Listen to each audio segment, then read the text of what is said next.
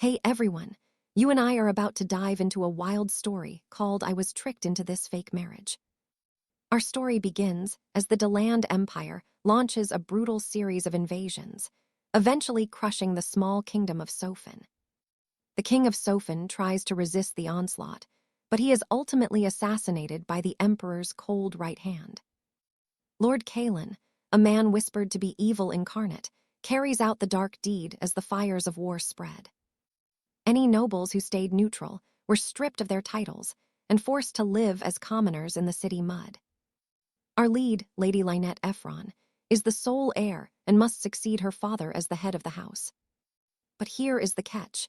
In this empire, you must be married to inherit a noble title and family estate. To save her family wealth and status, she must find a husband quickly, or she will lose everything she owns. Panicking, she devises a simple plan to fix her life by seeking an arranged contract marriage for just 1 year. Lynette decides to find a temporary partner and heads straight to the legendary and mysterious Nightshade Guild for help. This clandestine network is known as the absolute best at selling the private secrets she needs for her search. Meanwhile, her mother is in tears, wishing Lynette would just marry Lord Stephen as her father had originally planned. But Lynette knows that is impossible. The man is her own cousin, and she is simply not having any of it. See, our protagonist was actually a 21-year-old student who died in a car crash before waking up here.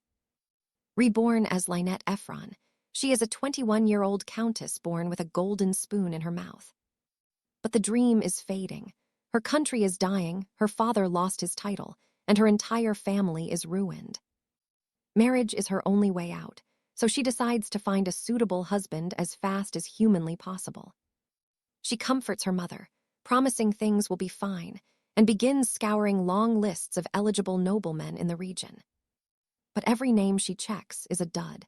There is not a single suitable man left in the entire country today. That is when Sir Arthur, the vice captain of the Ephron Knights, asks for a private word with Our Lady. He is talented and devoted, but he is already in love with Sarah, who is Lynette's very own personal maid. He hands her a document, asking her to read it carefully while she mistakenly thinks he is about to propose. In reality, it is just a list of noble candidates, though none of their personal information is actually verified yet.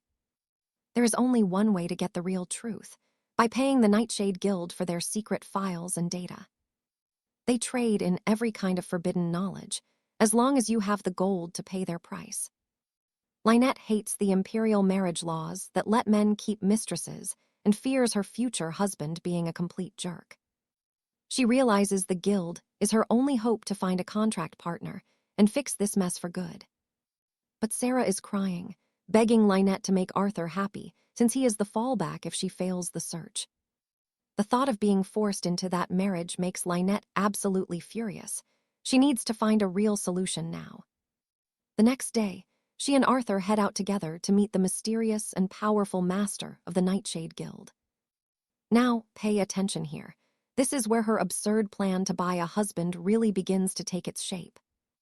Arthur offers to escort her inside when they arrive, but she decides to face the guild master all alone. Entering a dark room filled with the scent of lavender, she knows someone is lurking there in the shadows. She demands the lights be turned on and wants a seat, and the mysterious man finally obeys her royal command. With a flick of his finger, the room illuminates, revealing a place for her to sit right where she stands. She can finally see him clearly and realizes the master is actually incredibly handsome. He is really pretty. She finds her chair uncomfortable and moves to a bigger one, only to realize it is actually his own bed. You saw that coming, right? He just sighs and finds her behavior to be extremely interesting to him. He asks for her request, but she demands he put out his cigarette, which he claims is just a sedative. Then he starts charging her gold for every single question she asks, as she continues to speak to him. She calms down and asks for his price.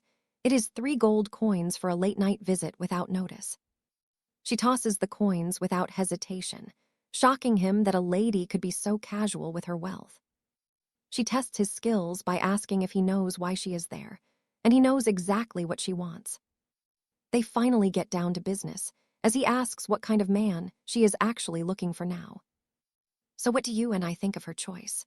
A simple baron or a low-ranking noble is ideal. Stick with me, because you and I are about to see a noble lady set some very strange marriage requirements. She wants a commoner with zero interest in titles, but our mystery man is skeptical that such a person exists. When she demands a kind man, he asks if she wants a genuine saint or just someone who hides their vices. He asks her to define nice, while Alina scans him from head to toe, checking out his broad shoulders and height. For her, a nice guy is simply someone who is incredibly handsome, since she plans to do all the heavy lifting.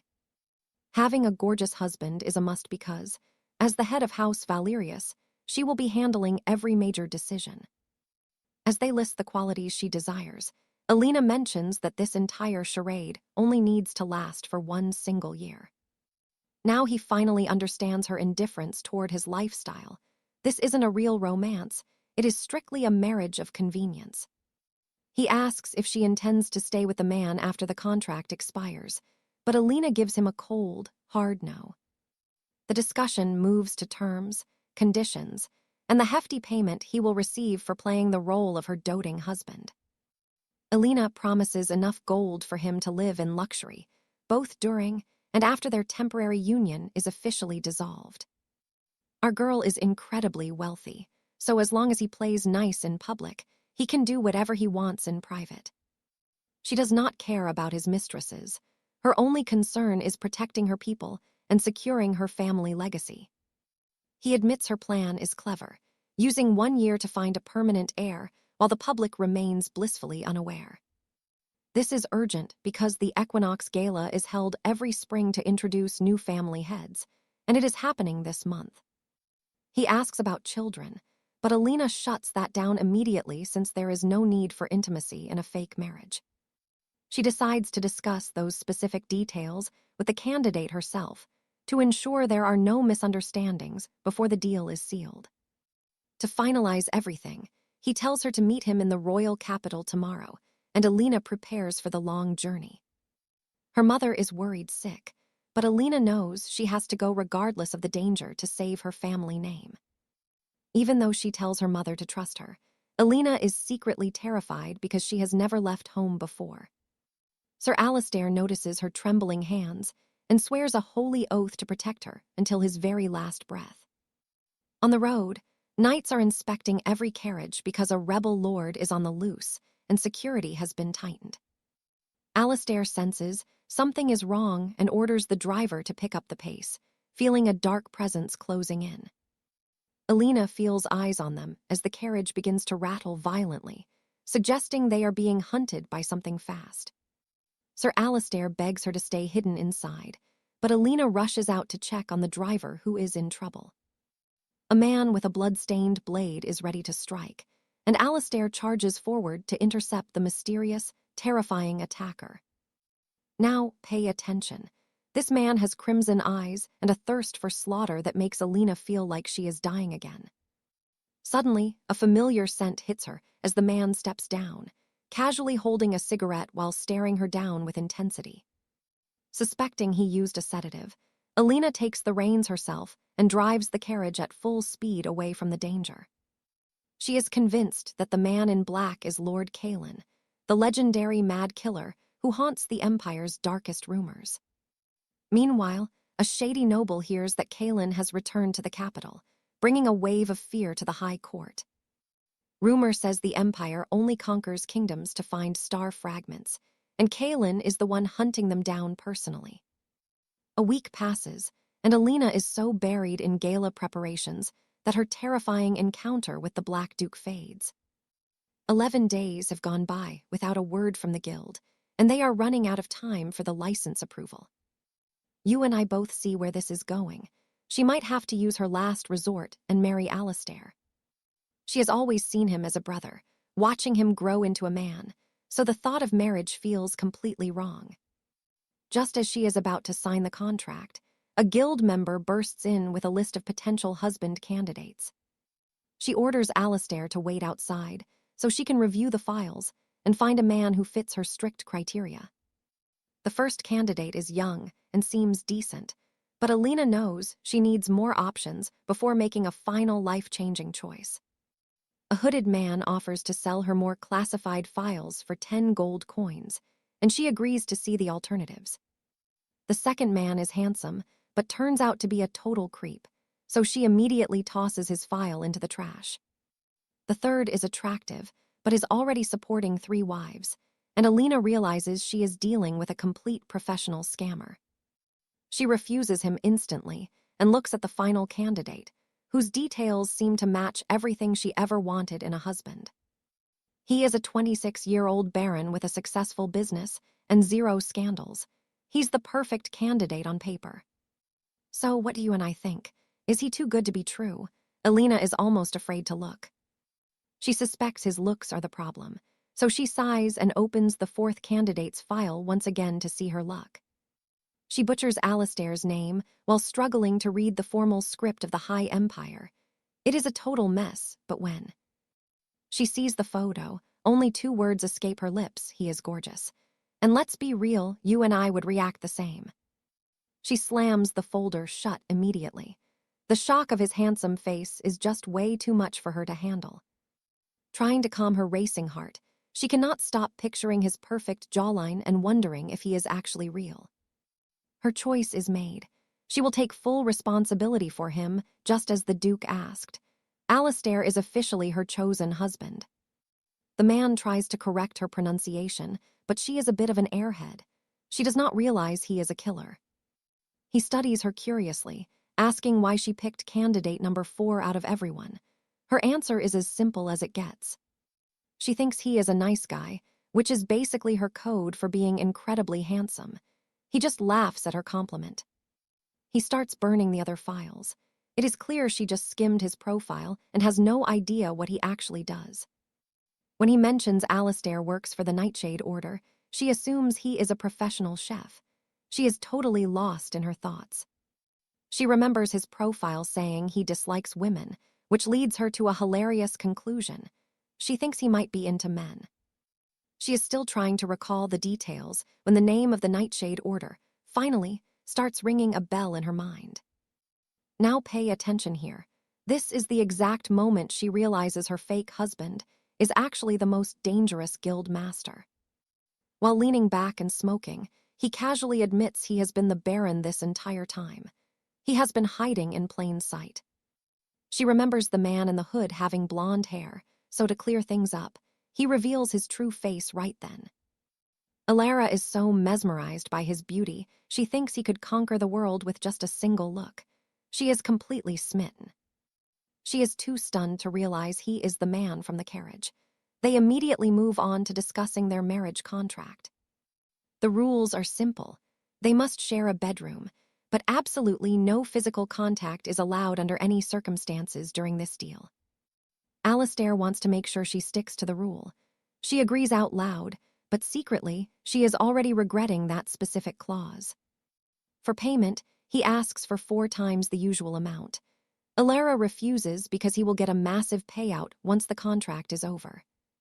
He knows the deal, but instead of gold, he wants something else, the deed to the cliffs on the Silver Coast instead. Specifically, he desires the Everhart family's ownership of the Emerald Cliffs. Since that is all he wants, she accepts the bargain immediately. She was ready to give him much more, but since he is satisfied with the land, the deal is officially set in stone. To finalize everything, they sign the marriage license and the divorce papers at the same time. Efficiency at its finest for this couple.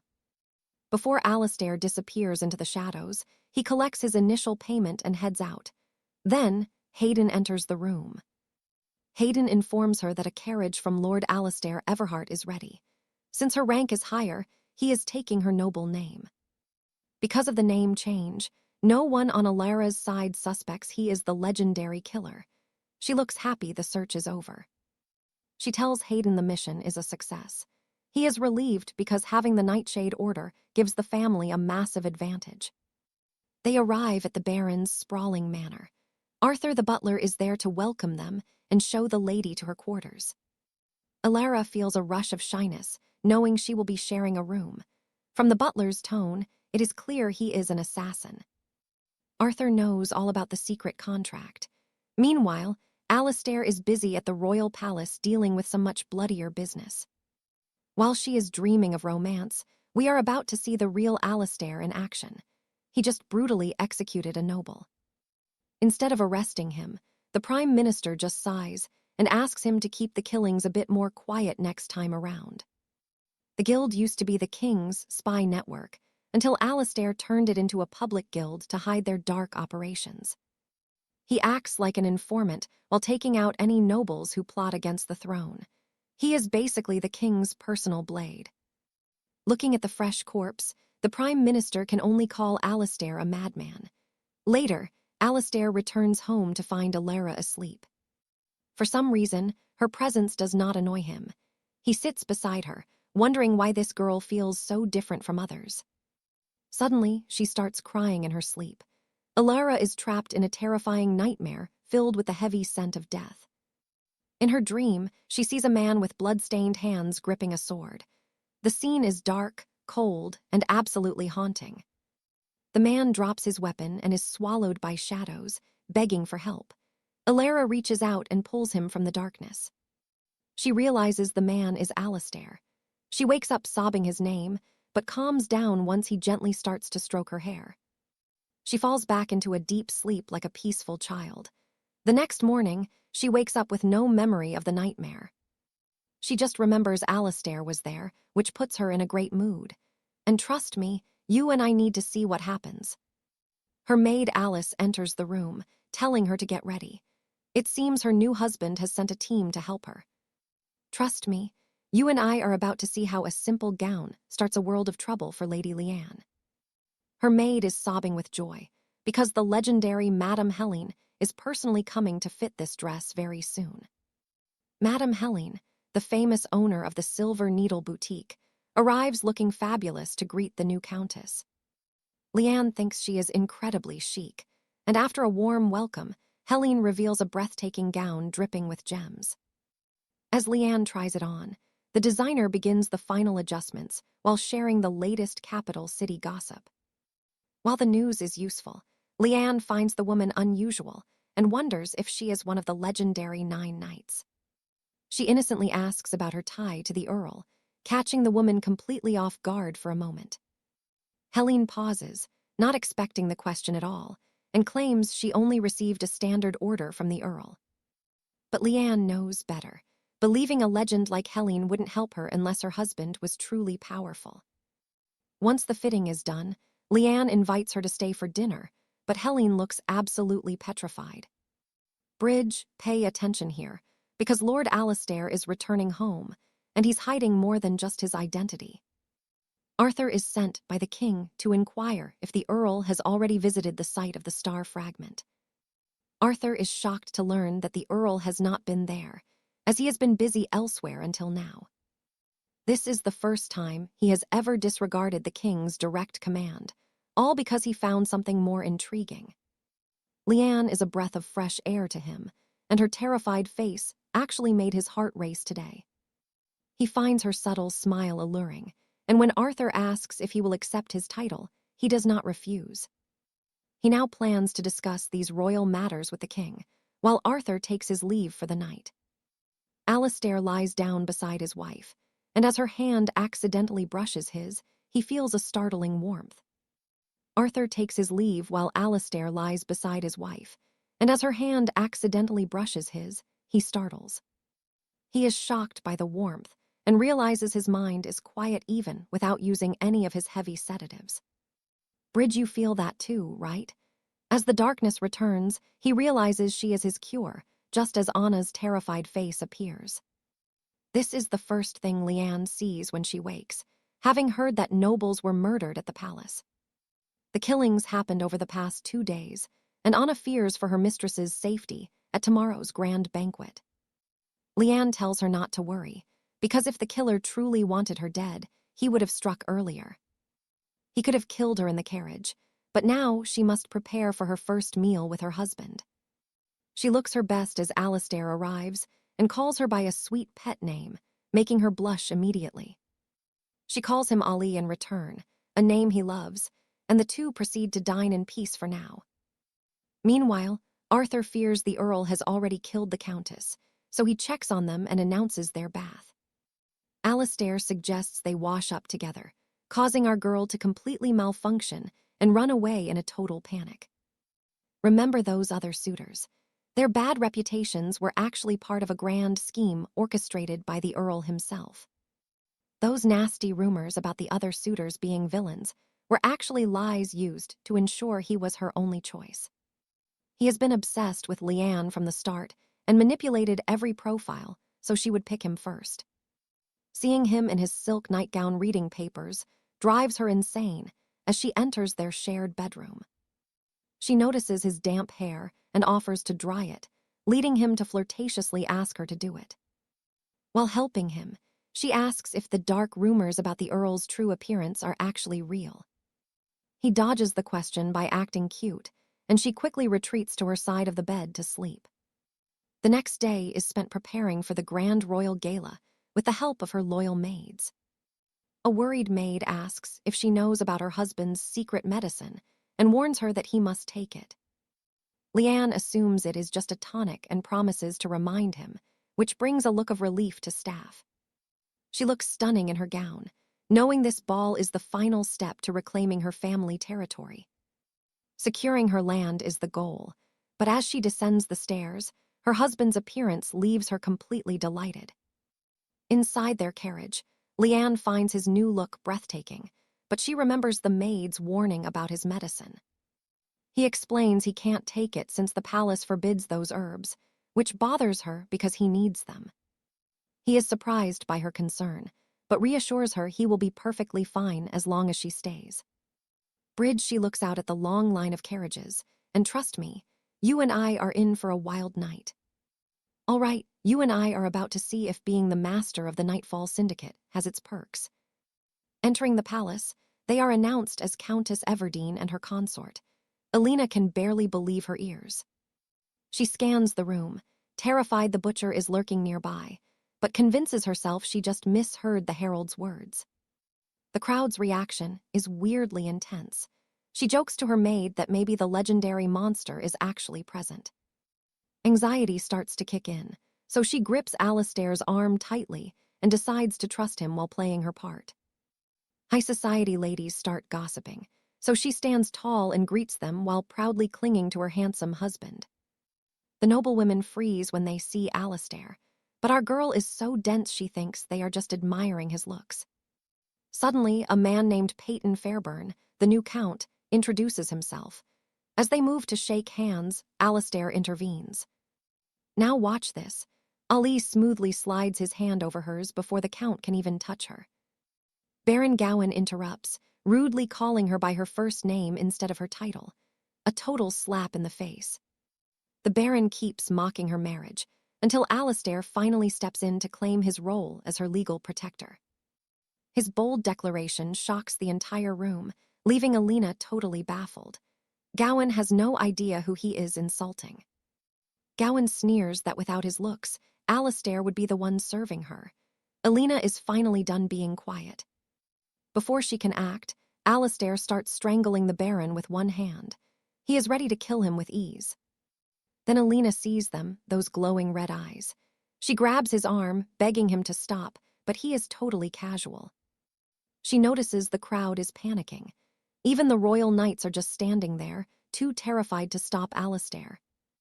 She thinks everyone is acting insane, still refusing to believe her sweet Alastair is actually that cold-blooded killer. You and I can see the resemblance, but she's convinced their personalities are just too different. She talks him down, and he finally drops the Baron. The crowd erupts as the disgraced noble collapses in a heap. People scream that a murderer is among them, the Archduke Alastair Kale. She asks if that is really him. He denies the title and picks her up, innocently identifying himself as Alastair Everdeen. Alina is reaching her limit. Faking a nervous laugh, she asks for his full name before they finish their marriage. She needs the truth. When he answers, her life flashes before her eyes. Yes, she married the most dangerous man in the kingdom. He thinks her terrified expression is cute. Just then, a royal messenger arrives with a decree from the emperor. Archduke Alastair is now appointed to rule the entire Soli's kingdom. Total obedience is demanded. Her world is spinning. He tells her it is over, which she assumes means her death. Instead, he just wants to dance. She refuses and demands they leave immediately. Inside the carriage, she is shivering as he stares her down. He tells her to relax, but she is already picturing her own funeral. She asks about his calming medicine. He smiles, saying he is fine as long as she is by his side. She tries to address him formally. He demands she speak to him like before. Shaking, she claims their contract is void because he is too high-ranked. He leans in and asks if she finds him scary. He thinks it is about that time she saw him. He explains it is just part of his work. She thinks maybe he is not a monster after all. Meanwhile, Sir Arthur is horrified to learn that the Countess and the Archduke are officially husband and wife. The butler warns him to be careful. Alastair now controls the entire Soli's kingdom with absolute power. Stay away from the Duke unless he's had his medicine, or you will lose your neck in a heartbeat. When they get home, Alina glares at Arthur, furious that he never warned her about Alastair's true identity. Alastair notices the look she is giving the butler and pulls her close, demanding to know why she is staring. She whispers that he doesn't need to act jealous, but he touches her face and confesses it's not an act. Realizing his hands must be sweaty from before, she awkwardly tells him to go wash them immediately. He catches her drift and licks his own hand instead. Alina's soul practically leaves her body right then. She runs away in pure shame while he just stands there laughing. Seriously, the second-hand embarrassment is real. Anyway, you and I just watched Alina huddle with her staff to discuss their terrifying new reality. She tells them that as long as he takes his sedative, they might actually survive this marriage. Let's dive back in. She flees in total embarrassment while he laughs. The second-hand cringe is real. Anyway, Lean is meeting with Sir Hayden and Anne to discuss their setup. She says things will work as long as he takes his. All right, stick with me as we see Lean trying to calm everyone down, while Sir Hayden delivers shock news. Even as the new Archduchess, she keeps the Ephron estate and full control over her family's ancestral lands. The next day, she pores over the marriage contract, hunting for any loophole to finally escape this mess. She soon learns that high-ranking nobles actually need the emperor's personal permission to get legally married. She assumes Khalid is just a baron on paper, meaning her countess rank should let her crush the marriage. But then Khalid appears out of thin air, chillingly informing her that their union was already legally granted. She is shocked to learn he became a duke 2 days ago, making him powerful enough to authorize everything. Since he was still a baron during the signing, the contract holds up, leaving her completely trapped.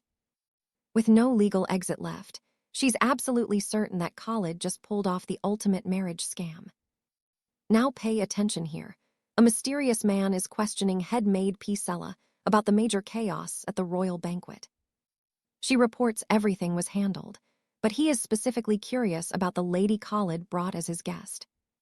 Learning she is the Countess of Ephron, the man is baffled by Khalid's sudden change in his master plan. Meanwhile, Khalid tells Lean that killing is just part of the job when it comes to gathering important information. He explains that smoking in the palace is usually forbidden because it messes with his ability to control nobles. He asks if she still fears him, especially since the sedative he smokes keeps him under control. It is a chain keeping a beast at bay in the public eye, but she still accuses him of murder. To her shock, he confirms the Baron is alive, then casually asks if she wants him dead anyway. The old man is annoying, but she sees no reason to kill him. Instead, she pivots to adoption papers. He wonders why she still wants adoption when she already holds the immense power of an archduchess. Panicking, she claims they only need to stay together for 1 year, and Khalid surprisingly just agrees. You and I can see he thinks he's helping by giving her authority over every noble in the land.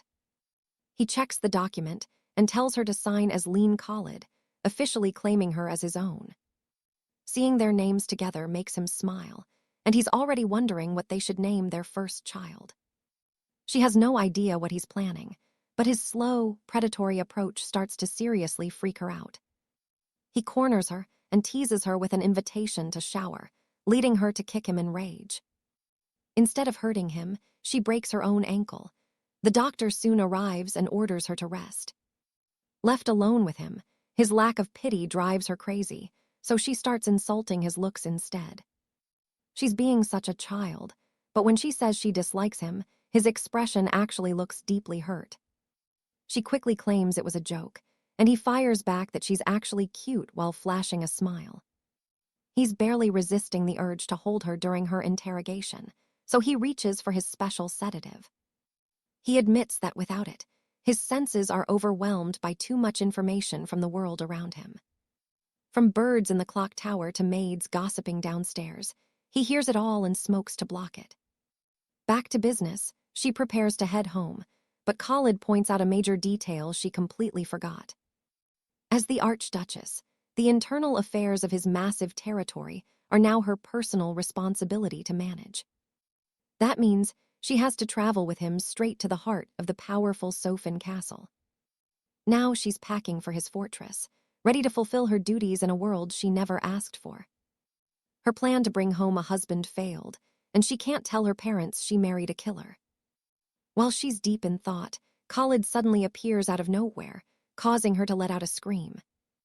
Her maid Anne rushes in and finds her on the floor, panicking that her lady is actually dead. Lean explains she just fell, but Khalid gets worried and sweeps her up into his arms anyway. Noticing him smoking, she impulsively grabs the cigar right out of his mouth to put it out. Aiden offers an ashtray because they look cute, but she shoves the cigar back into Khalid's mouth instead. Her fingers graze his lips, and in an attempt to tease him back, she prepares to lick them. But Khalid is faster. He immediately captures her finger in his own mouth. "Sir, please calm down." And that's where we leave them, with Khalid helping her wash up after that absolutely wild and steamy encounter. Stick with me, because we are about to see Lady Alara realize she is trapped with a man who carries poison strong enough to kill. Since things feel way too awkward, she asks to wash alone, but Alistair just rests his head on her shoulder while hearing her heartbeat. Her anxiety hits the roof as she silently prays for help.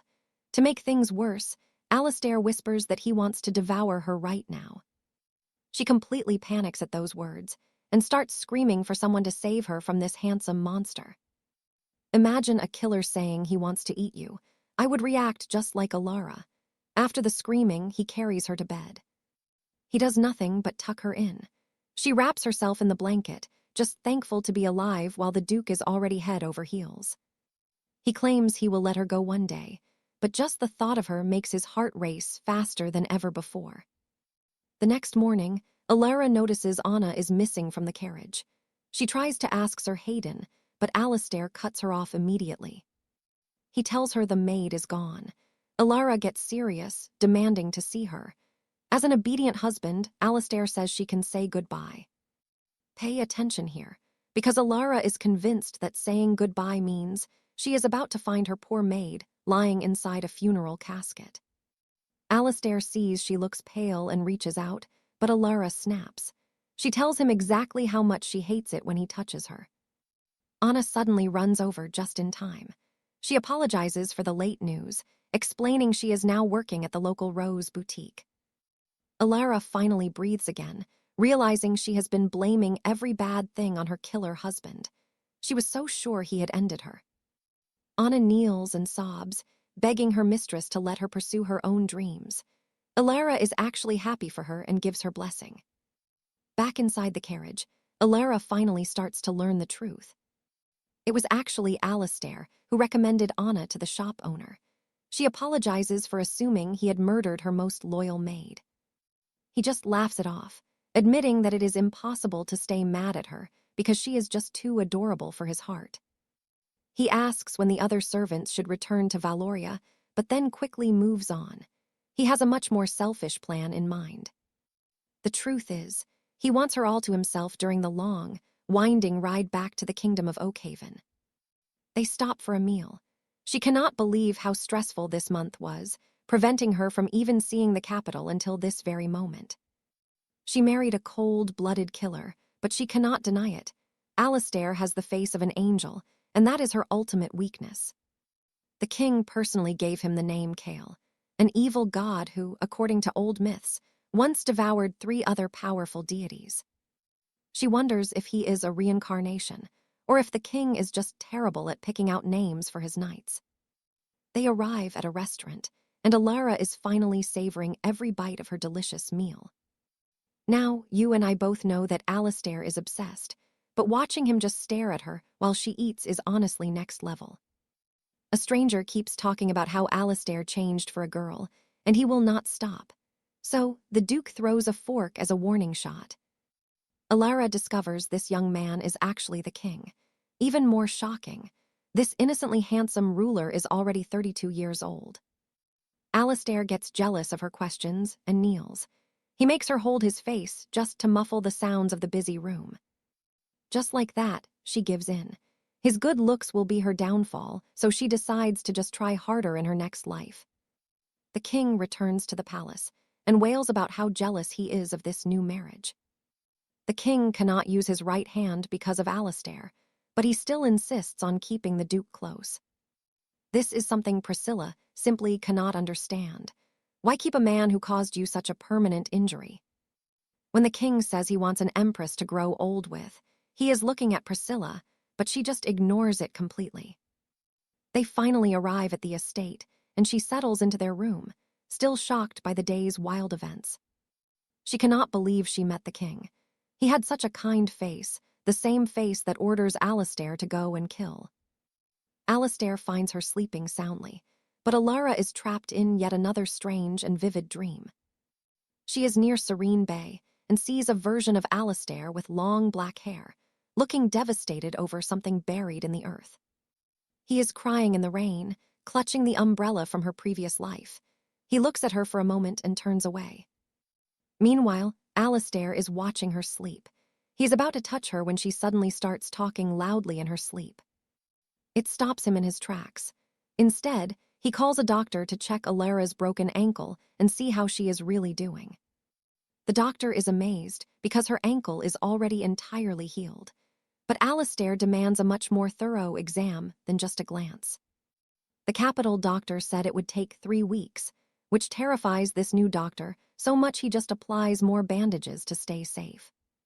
The new attendant, Catherine, finds it weird. She thinks being near the Duke is affecting Alara's body and decides to report to the king. Alara decides to eat in the staff canteen with Catherine, where she hears the other workers gossiping about the new Duchess. And that is where we leave it for now. Trust me, you and I are definitely going to want to see what happens next. You and I are about to witness Alina's reaction to being called the Beast Tamer, as she nearly chokes on her tea. As the Duchess, she hears their praises but secretly thinks she just looks like a total tangled mess. She clearly hasn't seen a mirror lately, but then the dazzling Duke Alaric himself strides into the hall. He finally grabs his wife and carries her out, ignoring her protests as she hits him and begs to be released. The crowd erupts in cheers, seeing the rumors are true. The Duchess isn't afraid of the kingdom's most dangerous man. Her bravery leaves them stunned, but inside their carriage, she can still hear the commoners gossiping. Ignoring the chatter, she asks Alaric to sit closer and reaches out to hold his hand for the very first time. He is stunned by her sudden affection, as she mentions noticing how he is still relying on those heavy sedatives. Now pay attention, because here she realizes if the crowd is loud for her, it must be torture for Alaric. Seeing her genuine concern, Alaric blushes deeply and starts wondering if he can let her spoil him just a little bit more. Turns out she's literally his best medicine, and after 8 days, they finally arrive at the port of Selen. Their legendary 8-day journey is the talk of the town, especially since the Duke insists on carrying her everywhere. Alone in her chamber, she unwraps her bandages only to find her wounds have completely vanished. She healed much faster than expected, and later, she shares a final farewell with Hayden and Julian. She's sending them back to the house, Ephron Estate, so they can be reunited with their families after all this time. Knowing she'll return in a year, she realizes her bright hair makes her too easy to recognize in the streets. To hide her status as Duchess, she picks out a black wig as a clever disguise to blend in. It looks perfect, making her look like a cute little black cat, but people are still staring as she exits. You and I both know she stands out, especially since she has no idea that black hair is actually incredibly rare here. While everyone stares, she suddenly spots a silver-haired man she recognizes and tries to chase him through the dense crowd. The streets are so packed, she can only shout his name until Alaric finds her in the chaos. She begs him to catch the silver-haired stranger, but the man has vanished, leaving Alaric looking at some random old man. Back at their hotel, it seems like the Duke is about to be banished to a separate sleeping room. Alaric is totally confused, while Alina calms down, realizing it wasn't actually his fault the guy got away. She wonders if she just saw a ghost, because that man looked exactly like Arthur, her long-lost cousin from years ago. He's the man she was supposed to marry 6 years ago, before she famously stormed out of their engagement party. Arthur fled the estate shortly after, unaware he'd become the Empire's prime minister, while Alaric is deep in thought. The Duke is genuinely worried about sleeping alone. He's such a softie, but Alina finally changes her mind. She lets him stay, but tasks him with finding the mysterious man, and he quickly heads out to search. He leaves the room, mentioning he needs to visit the Prime Minister, who just happens to be in town. Meanwhile, Arthur is convinced he heard Alina calling his name earlier, taking him back to their childhood together. He was chosen as her groom when he was only 5 years old and fell for our lovely Alina at first sight. They were inseparable, and she often told him stories of her past life, which he just dismissed as imagination. His love only grew, but when she rejected their marriage, he was left absolutely shattered and confused. Blamed by the whole family, he fled and was later rescued from bandits by the Emperor of the realm. Found heartbroken, the poor boy has been serving the Emperor ever since. He thinks if he achieves a high enough rank, maybe Alina will finally want him by her side again. He learns the Emperor is hunting for something in Sofan, but the exact location remains a total mystery. That something is the star fragment, and it turns out the Emperor only helped him because of shared heartbreak. They both know unrequited love, as the Emperor pined for Princess Priscilla, a princess from a fallen northern kingdom. She has ignored him for 20 years, and one night during a heavy drinking session, he met Alaric. The Duke's only sedative back then was a special brew that only lasted 5 minutes before he went on a wild rampage. Recognizing Arthur's genius, the Emperor ordered him to find a way to keep Duke Alaric from destroying everything around them. A promotion to Prime Minister was the prize, and Arthur succeeded by creating a revolutionary new education system for them. And trust me, every invention he made for Alaric was actually inspired by the stories Alina once told him. All right, you and I are diving back in as Duke Kale and Alastair finally face off over the coming storm. Kale seems totally unbothered, which drives Alastair crazy because he knows Kale is only focused on his Duchess. Alastair just has to ask if the rumors are true. No one believes a cold killer like him actually fell in love. Now pay attention here. Kale keeps it secret that she is looking for him and warns his friend to stay far away from her. That night they board the ferry for Sovereinia. Even though Alina was a champion swimmer, she gets terrible seasickness. Duke Kale is getting frantic. She has tried every medicine and sleeping pill on the ship without any success. He realizes the medicine, still in his own mouth, might be the only thing that can save her. He moves for a kiss, but then he remembers the grim warning that his bodily fluids are lethal while on these drugs. If his saliva or blood even touches Alina, she will die. He quickly stops himself and rushes out for help. The crew watches him dive off the ship, but they see absolutely nothing hit the water below them. He can fly, okay, basically a vampire. He demands medicine that can be taken without water. A few hours later, he returns to the ship covered in leaves and gives the medicine to his wife. She feels much better, and Kale's obvious relief makes her blush. She still has no idea why he is kind. When morning comes, they finally arrive in Sovereinia. They are welcomed as the new Duke and Duchess of the land. 𝒂𝒐𝒉 is stunned by the warm greeting. It is like the people have forgotten Kale is known as a killer. Suddenly, her sea legs fail her and she loses her footing. Without warning, Kale sweeps her up. He carries her all the way to the castle, while the crowd goes wild for their romantic public display of love.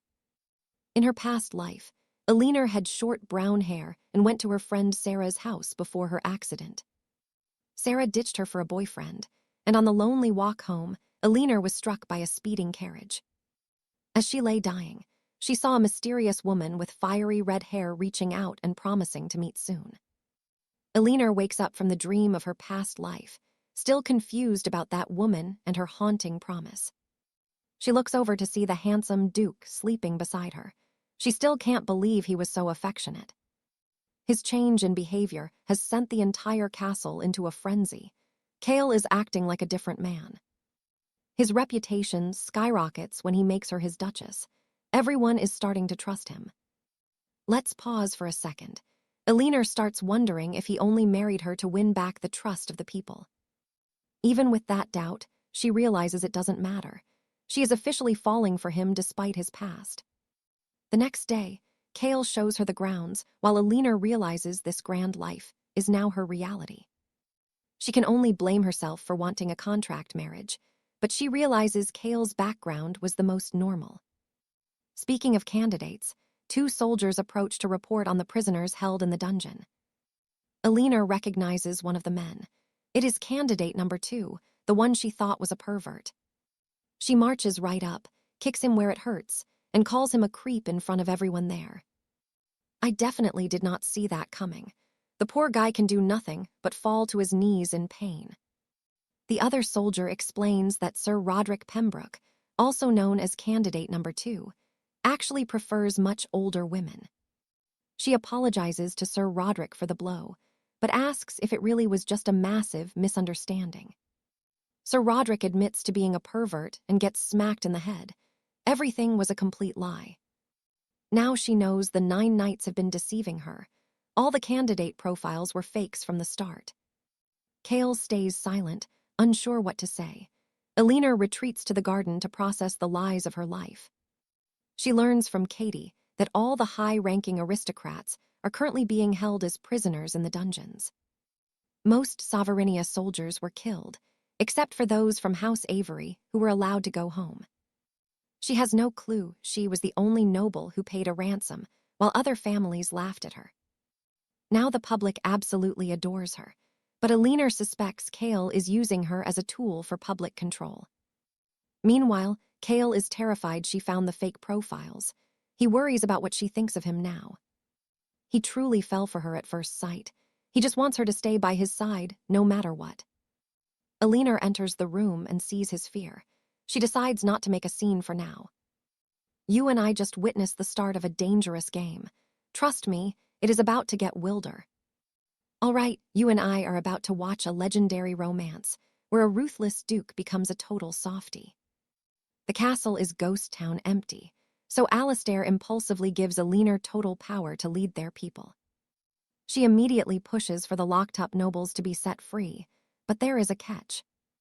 Alistair wants her forgiveness for faking those other candidate profiles in exchange for their freedom. 𝒂𝒐𝒉 plays it cool like she is clueless and demands he cooks her a meal as payback. Before he can even blink, she admits she only picked him because his profile bragged about cooking. Watching the Duke's confused face is pure gold. 3 days later, the female officers finally return. The head maid and steward spots are still empty, so 𝒂𝒐𝒉 tries to recruit Catherine. Catherine refuses the apron, choosing to be 𝒂𝒐𝒉's secret agent instead of a simple maid. While scanning candidates, one name jumps out: Lady Beatrice of the powerful Rosewood family. Her family used to own half the kingdom, but Beatrice walked away from it all. She lost everything to the crown just because she refused every single marriage proposal sent her way. Now watch this part carefully, because this new maid candidate is hiding some serious obsession. Elinor almost rejects her since she seems too high class, which sends Beatrice into a total sobbing fit. She drops to her knees, clutching Elinor's hands while confessing she's waited 10 years for this. A decade ago at a royal gala, Beatrice heard rumors of a child prodigy named Elinor. Even back then, she was a genius who mastered law and high society before she could walk. Elinor knows her father exaggerated, but Beatrice's devotion is terrifyingly real as she explains her past. Turns out, Beatrice's letters were blocked because she once told Elinor's father to just hand her over. She begs to stay, sounding more like a desperate lover proposing marriage than a maid applying. When asked why she didn't just marry to save her land, Beatrice sees red immediately. She absolutely despises men and marriage, and just like that, we have our new head maid. Now they need a steward. Beatrice suggests Cassandra Turner, but Elinor senses something is slightly off. Elinor remembers Cassandra is a woman, and a steward must stay by the Duke's side constantly. Meanwhile, Alastair is sweating in the kitchen, mastering the basics of fine dining in record time. He whips up 3 flawless dishes, making the royal chef wonder if he is some kind of cooking god. His taste buds are dead from poison, but the soldiers are losing their minds over his food. Let's pause. We all know that a no-entry sign is just code for major drama ahead. Alastair finds a sign banning him from her office, while someone inside is talking total trash. Later, Elinor finds a moping Duke, smoking heavily and whining about her missing their scheduled dinner. Seeing him sulk like a kicked puppy, she can't help but pull him into a back hug. She claims it is just a friendship hug, since their contract says they should at least be pals. Alastair takes the opening and pulls her into a full embrace, acting like a perfect friend. Elinor hugs him tighter, distracted by the heavenly scent of the fresh food on his clothes. He surprises her with a stew, though she has no clue he actually made it himself. He's so focused on her that he doesn't even notice their lips almost touching over a spoon. He panics, but luckily his smoke-free 30 minutes means he won't accidentally poison her tonight. Down in the pits, the nobles expect the worst now that Sterling has conquered the city. They don't believe the gossip about King Alastair falling for a common girl like Evangeline. But a guard arrives with news that the Grand Duchess has officially ordered their full release. The next day, Alastair points out the keep out sign that Beatrice stuck to her door. Beatrice looks terrified and hides, forcing Elinor to boot her pouting husband out of the room.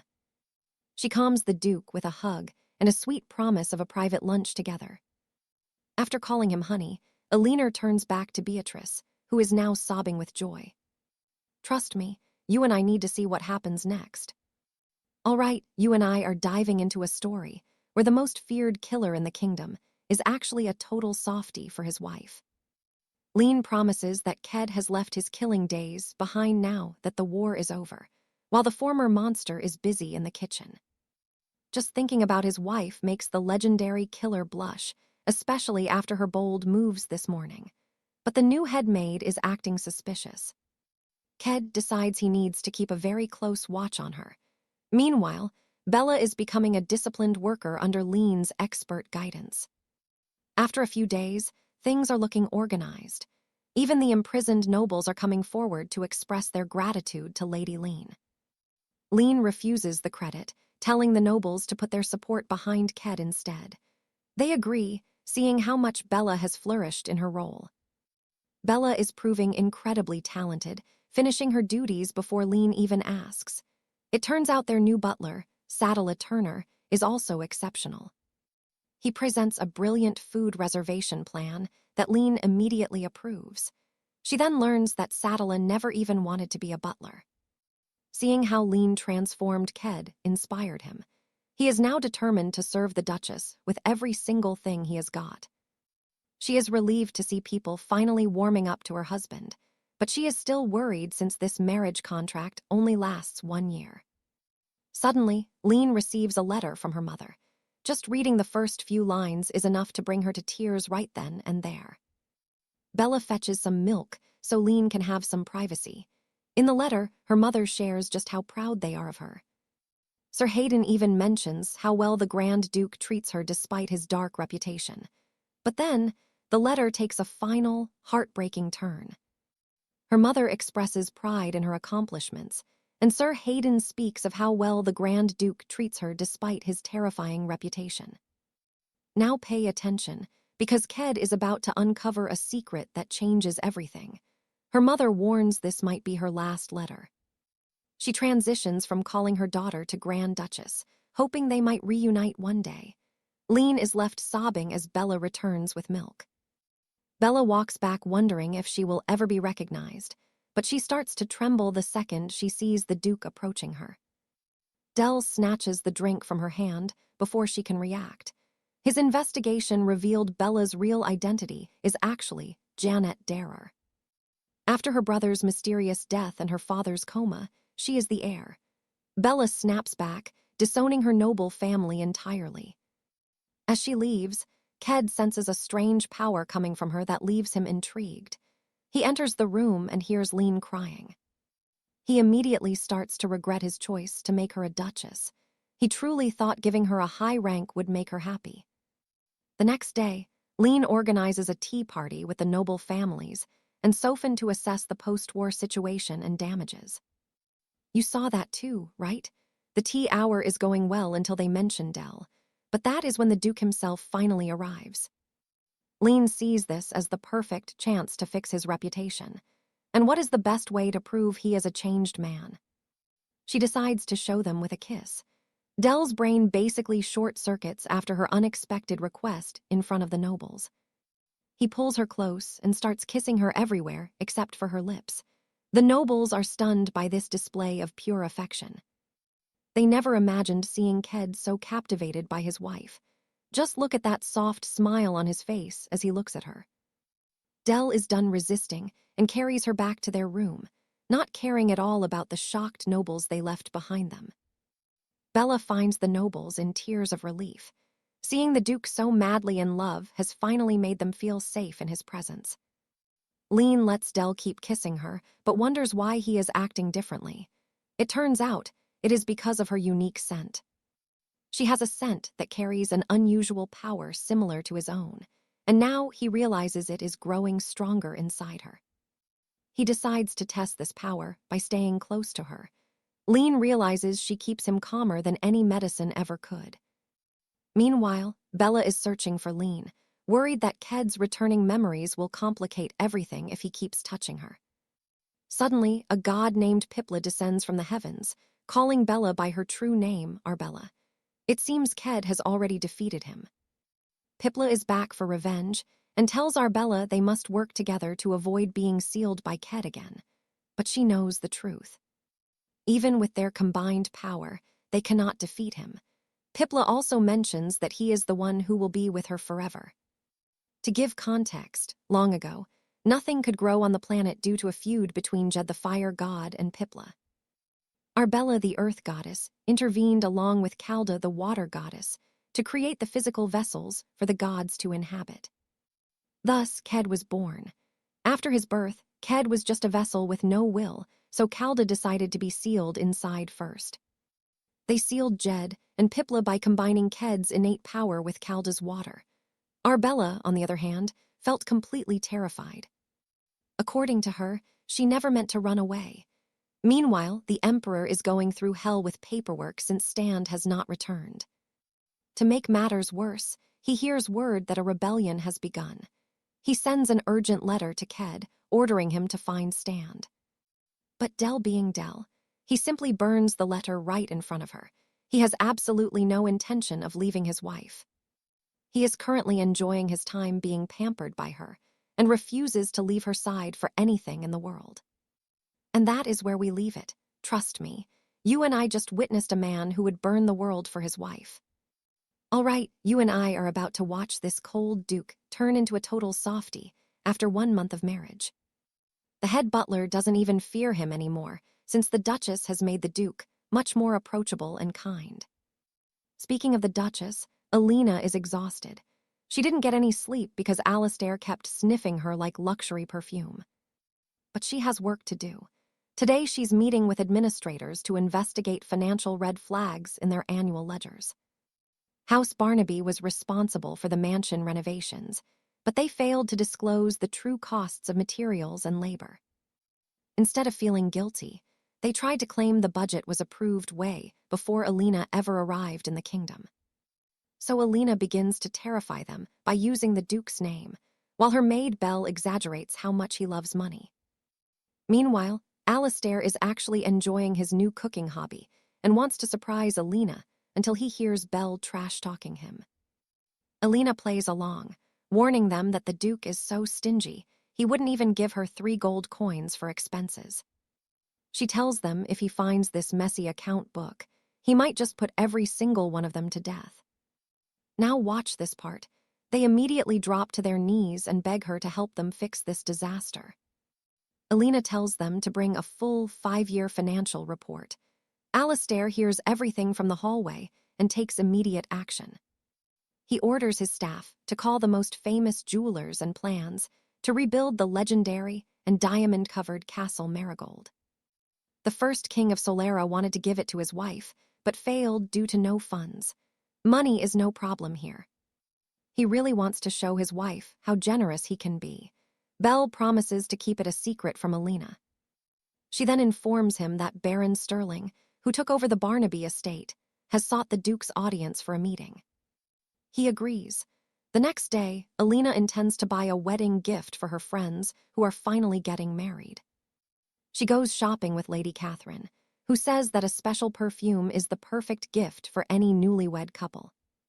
Meanwhile, Baron Sterling arrives and presents the Grand Duke with a token of support for his brand new leadership role. He thinks the Duke will like him, but instead Alastair asks him about the taxes he should pay for his assets.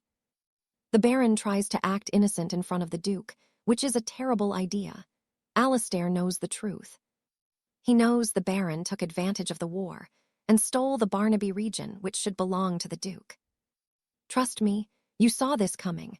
Alastair releases a terrifying aura that causes the Baron to scream for help.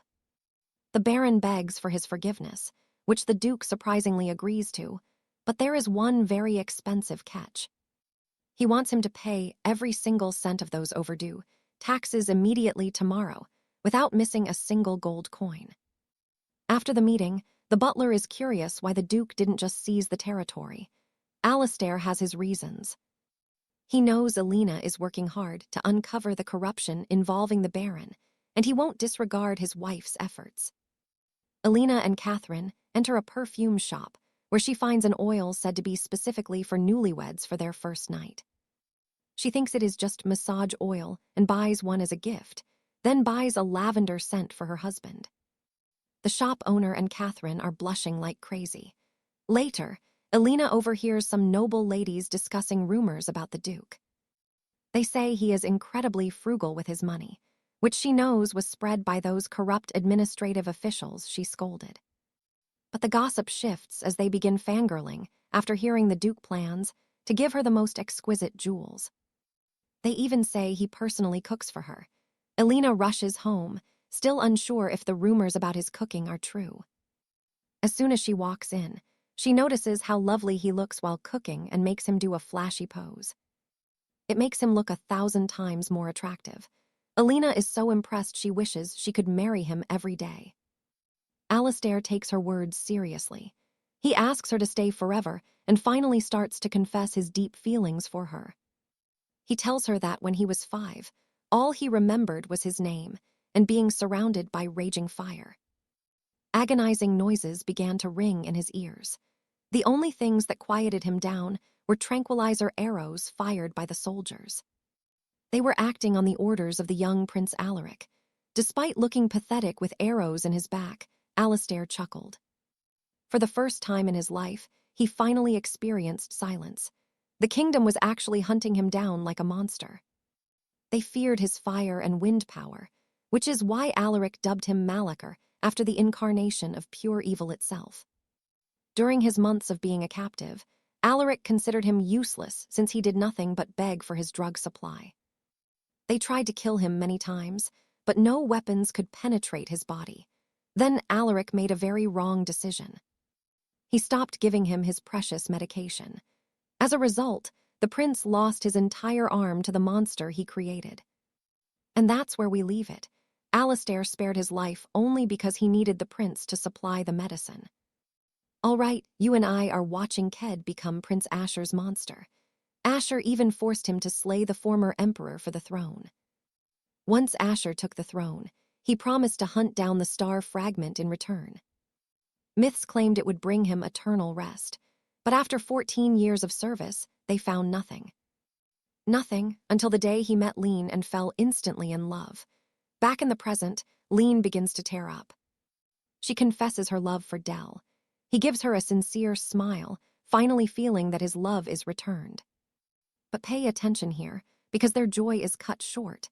They both share a vision of a long-haired Dell at the Shea Coast. Meanwhile, Bella senses Lean's power awakening. Lean remembers that coast was the exact payment Dell demanded for their contract. She discovers he possesses the same cursed powers as the mythical warrior Ked. He hunted the star fragment everywhere, even the Shea Coast, just to silence the agonizing voices in his head. But he stopped his search the moment he met her, finding peace at last, now that she knows everything. She thinks that's why he built Sophin in his lands, but he admits the kingdom of Sophin is his gift.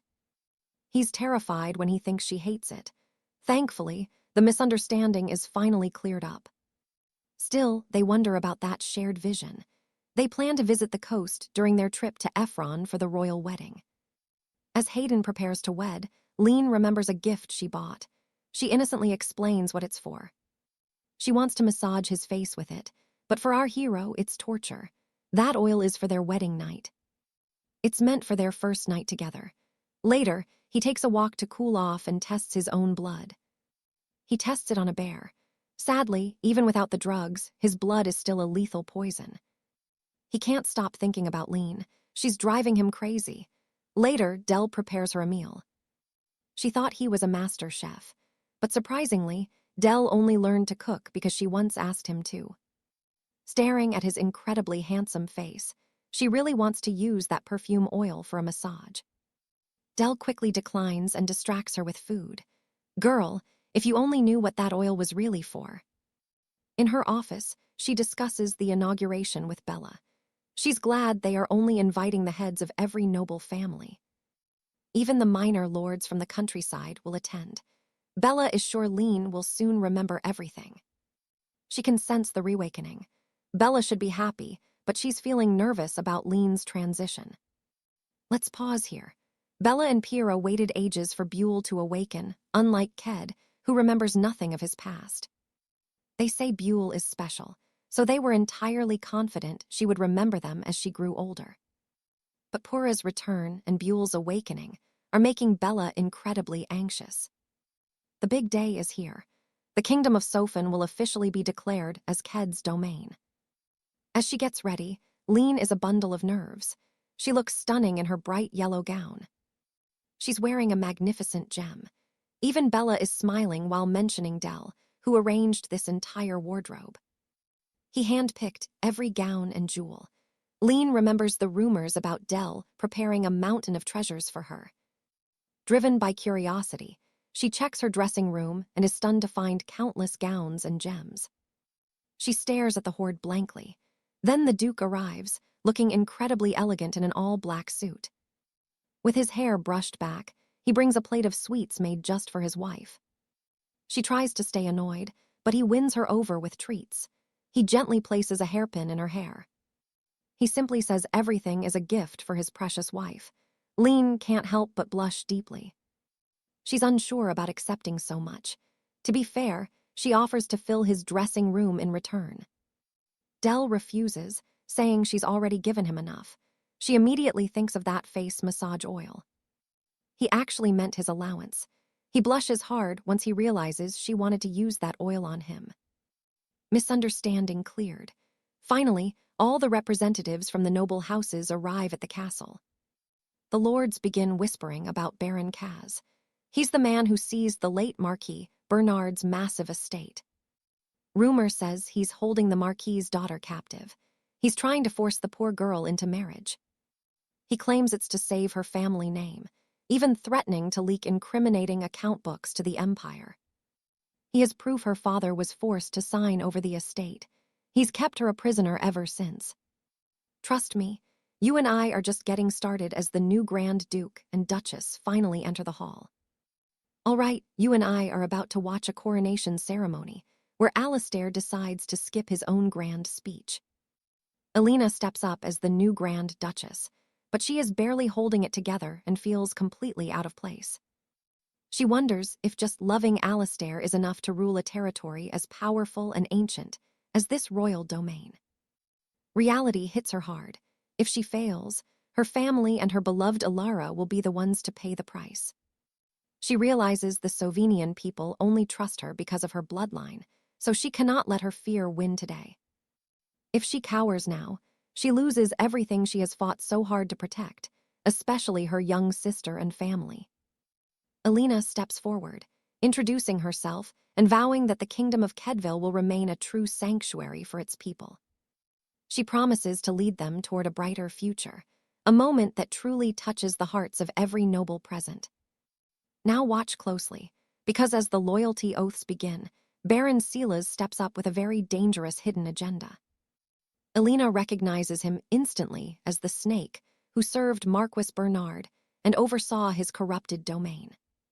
He swears loyalty only to her, ignoring 𝒂𝒂𝒂𝒅 completely, and calls the kingdom Sovinia instead of Kedvil, a total insult.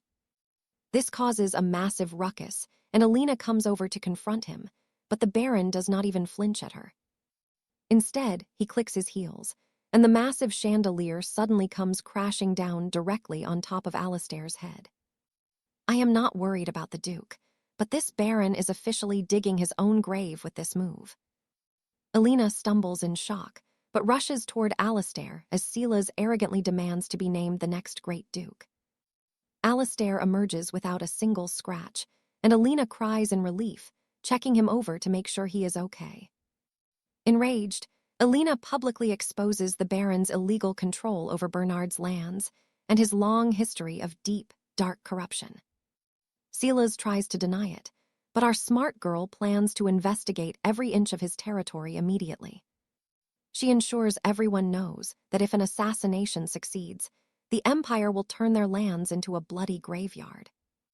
His fate is sealed when the people unanimously vote for his execution to prevent future traitors from rising. 𝒂𝒂𝒂𝒅 does not even have to kill anyone, because Alina orders the execution herself right in front of the crowd. She is a total baddie, as 𝒂𝒂𝒂𝒅 gently covers her eyes, letting her show the world who is really in charge. The next day, they dig deeper and find Silas had no secret allies waiting to revolt. But Alina is still worried. She is terrified the guy will be reincarnated and come back to finish the job. And yeah, I know what you are thinking. Reincarnation. Bella actually knows how this soul stuff works. Bella explains that normal people forget their past lives and take 100 years to return as pure humans again. Bella then goes on to explain that a normal person will not remember their past life and will take a full century to reborn. She wants to ask Bella more, but her train of thought is derailed when a freshly showered 𝒂𝒂𝒂𝒅 appears. He looks so handsome that Alina turns bright red and unconsciously reaches out to touch his face in admiration. 𝒂𝒂𝒂𝒅 pins her to the bed for a kiss, but stops himself, noticing she looks a bit sad and confused. He shyly explains he is waiting for the drug to leave his system before they go all the way together. Alina realizes he is using stuffed bears to test his condition, and she starts imagining some very weird scenarios. She thinks he is out here kissing teddy bears to check his progress, making him look at her in disbelief. He is so done with her wild imagination and covers her mouth to stop the crazy allegations from continuing. He explains that he actually makes the bears drink his blood. I swear, this girl is too much but so cute. Now that he has come clean, he starts kissing her everywhere except her lips, which just makes her more frustrated. She stops him, promising to wait until the drug is gone, which nearly drives poor 𝒂𝒂𝒂𝒅 out of his mind. He decides to head to the Empire for a bit just to cool down when a mysterious white fog appears. 𝒂𝒓𝒅 is not surprised by this at all, and uses a blue gem to make the mist vanish instantly. He is shocked Alina can see it too, explaining these are the souls of the dead lingering around him. 𝒂𝒓𝒅 explains that these are souls of dead people lingering around him, and only the blue stone can truly make them vanish. Alina starts comparing him to the legendary 𝒂𝒓𝒄𝒊𝒅𝒏𝒕𝒂𝒍𝒍𝒚, wondering if her husband is actually the reincarnation of pure evil. Since she keeps dreaming about him, she tries to piece together if they were linked in their previous lives. Meanwhile, Serena has traveled to Alara to meet with Alina's father for a very mysterious family visit. And that is where we leave things. Trust me, you and I are not ready for the next big reveal. He is only staying briefly before heading to Sophian or the new Khalid kingdom, but Lean's father is deeply worried. He knows Stan will surely run into Lean there. Stan looks heartbroken, but assures his uncle those feelings are all buried. Let's dive in. You and I are about to see if Stan has actually moved on from his first love. The Duke is still stunned to see Stan as the Empire's prime minister, while his own daughter has become a Grand Duchess. Suddenly, a blonde girl bursts into the office crying for her daddy. He plans to tell Stan about the child, but not Lean. It seems he is desperate to keep the child a secret. Back in the bedroom, Lean and Dell are finally talking. She tries explaining reincarnation to Dell, convinced his mysterious powers are linked to a past life as the legendary hero, Khalid. Dell is completely lost. He wonders where she even learned such stories until she finally admits the truth about her own soul. She confesses that she is a reincarnated person herself and still carries every memory of her previous existence in her mind. She expects him to doubt her, but Dell finally understands. She was so calm during the carriage attack because she's already faced death. Dell pulls his wife into another tight hug while Lean snuggles up to him, showing him her absolute trust and love. She tells him she does not care if he is the legend or not. Dell turns bright red, unable to handle her cuteness. He flees to the Imperial Palace to cool off, leaving Lean to spend a lonely and restless night in their bed. The next morning, she's exhausted. She's grown used to Dell's presence, but with a rebellion brewing, the capital needs him now. Now pay attention, because this is where the mystery really starts to deepen for our girl. She asks Bella about reincarnation again, but instead, Bella asks if Lean actually remembers who she really is. Before she can process the question, Katie rushes in with an urgent letter. It is a surprise message from her own parents. The postscript reveals that Grand Duke Stan Arbella is the one delivering it. Lean finally realizes her cousin Stan is an Arbella. Wait, Stan is an Arbella. Bella and Katie are absolutely floored by her total lack of clues. They are shocked Lean didn't know the Emperor gave the noble name Arbella to her cousin. It turns out even her husband knew. Bella assumes Dell already told her, which makes Lean even more furious. Her husband was definitely hiding this on purpose. She's nervous about seeing him after their canceled engagement, but the second she spots him, she starts sobbing for her cousin. She misses her childhood friend so much she runs for a hug, but to her absolute shock, he stops her cold. He tells her to act like a lady and show proper respect. It's as if she is meeting a completely different man. Tea time is incredibly awkward. He won't say a word, and Lean gets annoyed, wondering why he even bothered to visit her. She's about to leave him to rest, but Stan can't stay mad for long. To break the ice, he asks for his name. With the tension gone, she admits she never thought he'd become prime minister. He has changed so much since they were kids. But get this, it was all for her. Stan is a genius inventor who has been helping the entire empire flourish recently. Everything he built was inspired by the stories she told him years ago. Even the cigars the emperor uses were her idea. Back then, she used to roll up paper to mimic smoking just to scare the other kids. The memory makes her cringe. Poor Stan has never forgotten a single moment they spent together. He has been holding on to those feelings this whole time. Even if it's too late, he refuses to back down. He is here for one reason, to finally propose to her. You and I saw that coming, right? But wait, our girl is literally already a married woman. He knows her marriage is just a contract. Since he thinks Del is a killer, he believes he is the better option. However, he is stunned when Lean immediately jumps to her husband's defense. It's clear she is actually falling for Del. His temper flares when he realizes 6 years of hard work meant nothing. She has zero interest in being his wife. Lean thought he had moved on, but instead of running away, she decides it is time to give him some real closure. She listens as he explains how badly she shattered his heart, and she offers a sincere apology for all the pain. Stan can only sigh. Deep down, he already knew she never saw him as a man, but accepting it is still brutal. We can only hope he finds peace now. Still, he can't believe she's actually in love with the legendary hero, 𝒂𝒏𝒕𝒂𝒍𝒚. He warns her not to fall too deep because the poison is still in Del's system. Suddenly, Lean asks for an antidote. She's blushing hard because she is definitely not okay. Stan just looks at her with total disgust and pure disbelief. Meanwhile, Del is burying himself in work at the palace just to stop thinking about Lean.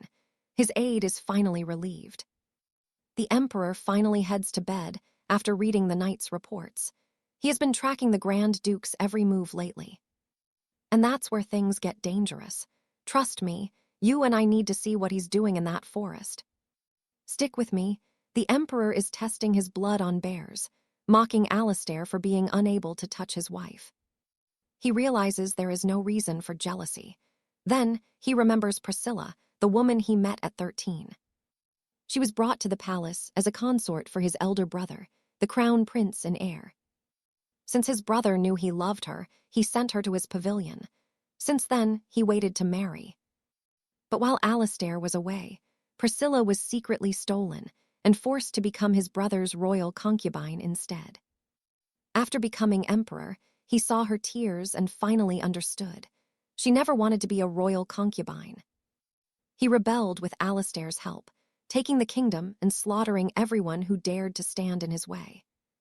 Letitia is buried in endless paperwork. Catherine reports that Alestair has already dealt with the Northern Rebellion.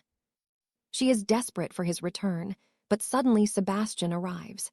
Isabella insists on talking to him herself. As the two trade blows, Letitia sees Sebastian's fighting style is exactly like her own as a child. She fakes a sob for raising him wrong. Once they are alone, Sebastian asks if she still sees him as a kid. He looks manly now, but he is the spitting image of her father, so she shuts down her imagination. She apologizes for her distance. He accepts, knowing she will just reject his heart once again. He wants to let go, but is still unsure how. They sit for tea as Sebastian begins their business. He has come to request an evacuation of the central region, including the Blackwood and Darrow territories. A recurring great tempest is coming, the same storm that once wiped an entire kingdom off the map. It is powerful enough to wipe out everything before shifting course. A smaller storm hit Sofia recently. It was not publicized because damage was light. That night, Letitia lies awake, terrified of the coming disaster. Sebastian tried to persuade Sofia to evacuate, but they refused, so the Empire absorbed the country. She wonders if the war was meant to save people. How did the Emperor predict the great tempests? She suspects he can see the future. In a nightmare, a voice tells Letitia to open her eyes. Now pay attention here. She finds herself by the sea, remembers she died, and sees a woman appear. The woman is delighted to meet her and introduces herself as Seraphina, a goddess of this world. Seraphina points to a man, claiming only Letitia can make Alestair rest in peace. She then wakes up. The Alestair in her dream looked like her dear husband. She heads to the library for answers. She reads about the myth of Alestair. Isabella enters, asking why she is so interested in the legend. Letitia explains that Alestair is no monster, but a divine creature created by Seraphina and the goddess Kea. Isabella asks if she truly forgot her. Isabella doubts Letitia will remember her at first. When she mentions the name Seraphina from her dream, Isabella's eyes immediately fill with heavy tears. She reveals she is the goddess Seraphina. The body she inhabits belongs to Janet Blackwood, a tragic lady. You and I saw this coming. Her birth cost her mother's life, and her brother was abusive. Her father blamed her for his wife's death. She traded her body to Seraphina to kill her brother. Seraphina needed a body to speak with Letitia, but the other reason for her visit is Alastair. After absorbing divine powers, Alastair hears all the sounds of the world. His body is breaking down. If he absorbs Seraphina as well, the world will collapse. She is waiting for the star fragment. She wants Letitia to fully awaken, but she does not reveal anything more than that for now. The next day, Letitia finally discovers the truth. Her husband, Alastair, is the hero of the legends. He is the literal reincarnation of that myth. She starts fangirling because her husband is basically a demigod. Her joy is short-lived.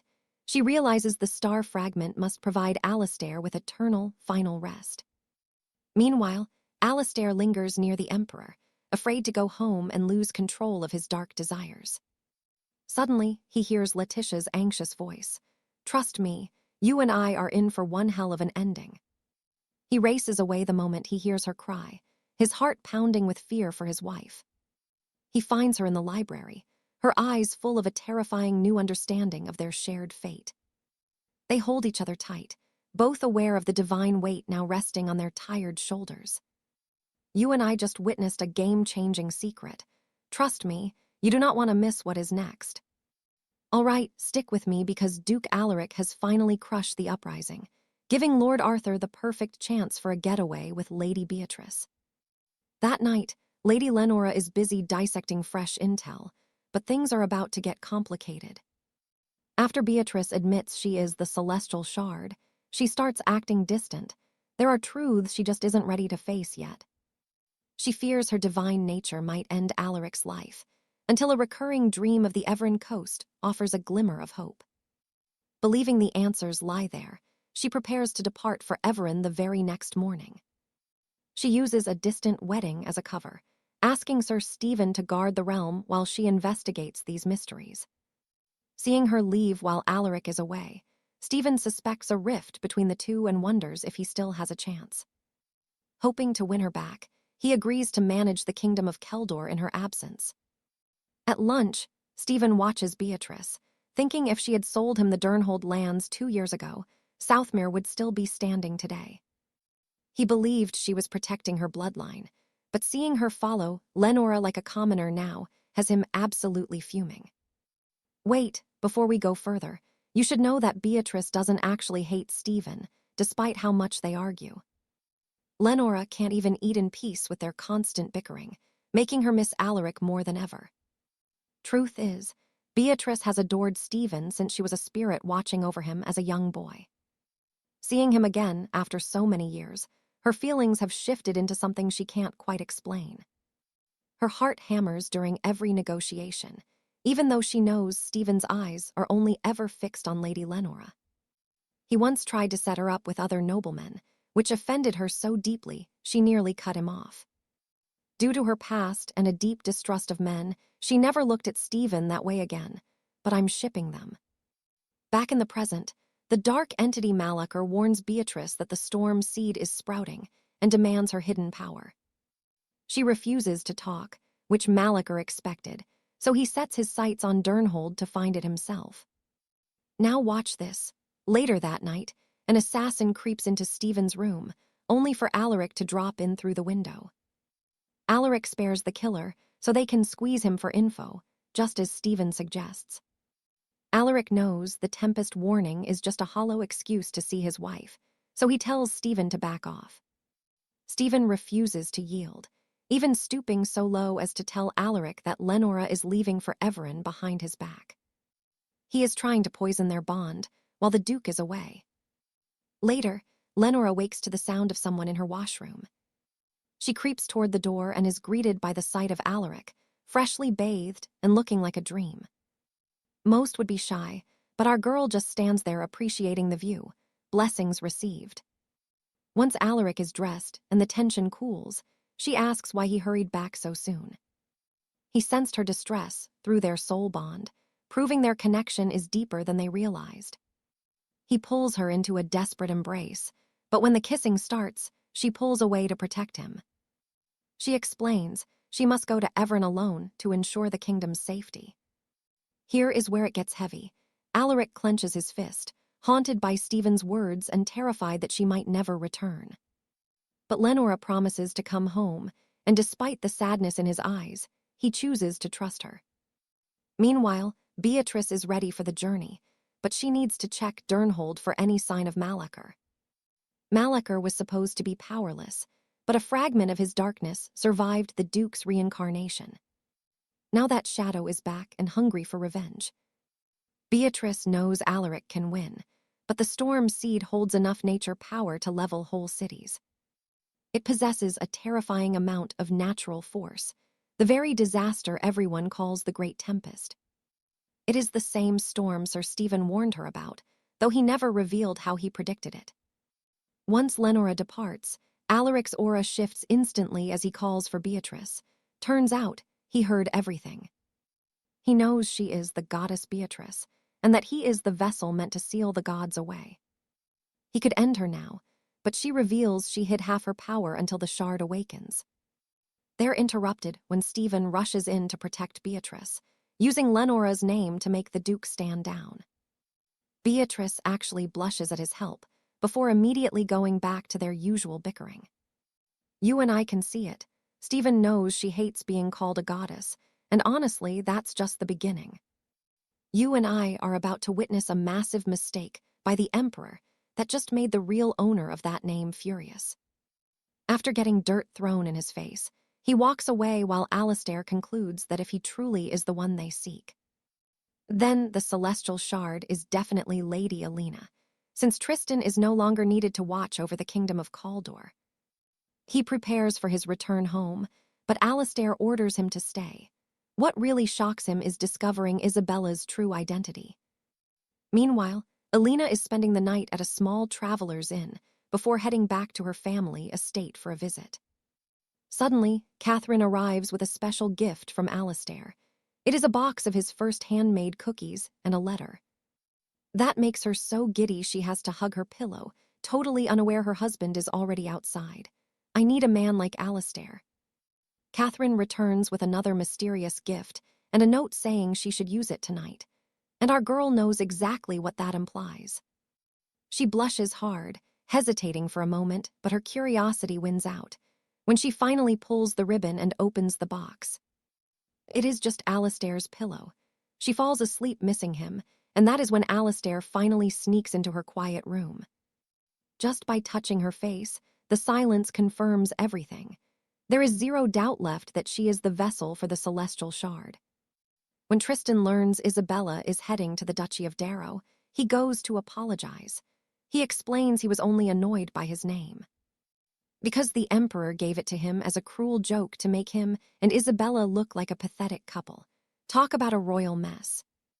Isabella confirms she is the goddess Arabella and says she has known him for years, but a report cuts them off.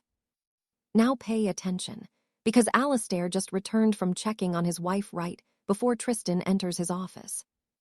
The Emperor has gone missing. Well, Tristan puts it a bit differently and says the ruler has basically escaped his royal duties. Because of this chaos, Tristan can no longer help Alastair and must rush back to the palace before the throne sits empty. This ruins Alastair's plan to leave his kingdom for a day to see his wife, and his frustration is starting to boil over. Isabella enters the office next to report her departure for Darrow, openly stating she needs to move her power to safety. She wants to keep it somewhere safe. Alastair is not the type to trust easily, but Isabella makes him a deadly offer. She is willing to die by his hand once the celestial shard fully awakens. Hearing this, Alastair finally grants her permission to leave. After that, Tristan offers Isabella a ride in his carriage to finish their talk. Meanwhile, Alina has finally arrived home in Ephraim. Her parents welcome her warmly, but she is stunned to find that Sarah and Lord Hadrian are already expecting a brand new baby. She can't help feeling a bit envious, seeing how peaceful their lives are compared to the absolute chaos of her own royal marriage. That night, she finally gets some quality time with her mother, though it feels strange hearing her own mom use such formal honorifics. The wedding is set for 2 days from now.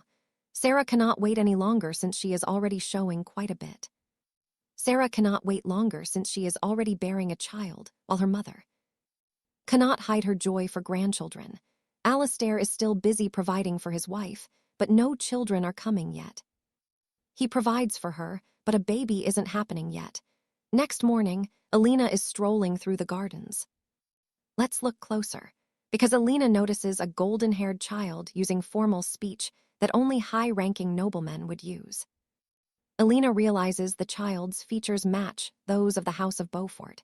Her father confirms this is indeed Prince Julian. This is terrible news. After Alina paid the ransom to free her father from prison, he became the only one guarding the prince. He always believed Tristan would take over Beaufort, so they could restore the young prince to his rightful throne. But that plan failed, and the territory now belongs to Alastair's kingdom.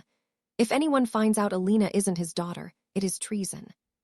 To protect everyone, her father plans to adopt the prince and use a deceased child's name to hide his identity. Alina agrees this is the only way to ensure nobody uses the young boy as a figurehead for a dangerous and bloody rebellion. Her father also knows about her contract with the Order of the Nine Blades and suggests she adopt the prince after her divorce. She immediately shuts that down. There will be no divorce. She then goes to meet the prince in his bright pink room. He is surrounded by giant stuffed cats. Alina thinks her mother went overboard with the disguise and tries to make things masculine. But to her total surprise, the little prince actually loves his room and refuses to let her change a single thing. Back with Isabella and Tristan, the two are finally catching up on everything that has happened over the past few years. Tristan discovers that, before Arabella took over this body, she had watched him grow up alongside Alina from the very beginning. The reason she cannot leave the land of Darrow is simple. That is where she buried her heart, her other half, long ago.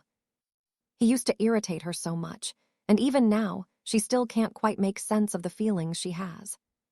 But you and I can see they've finally found peace. Isabella admits she's truly happy to finally meet him. All right, you and I are back for more royal drama and secret past lives. Let's dive right in.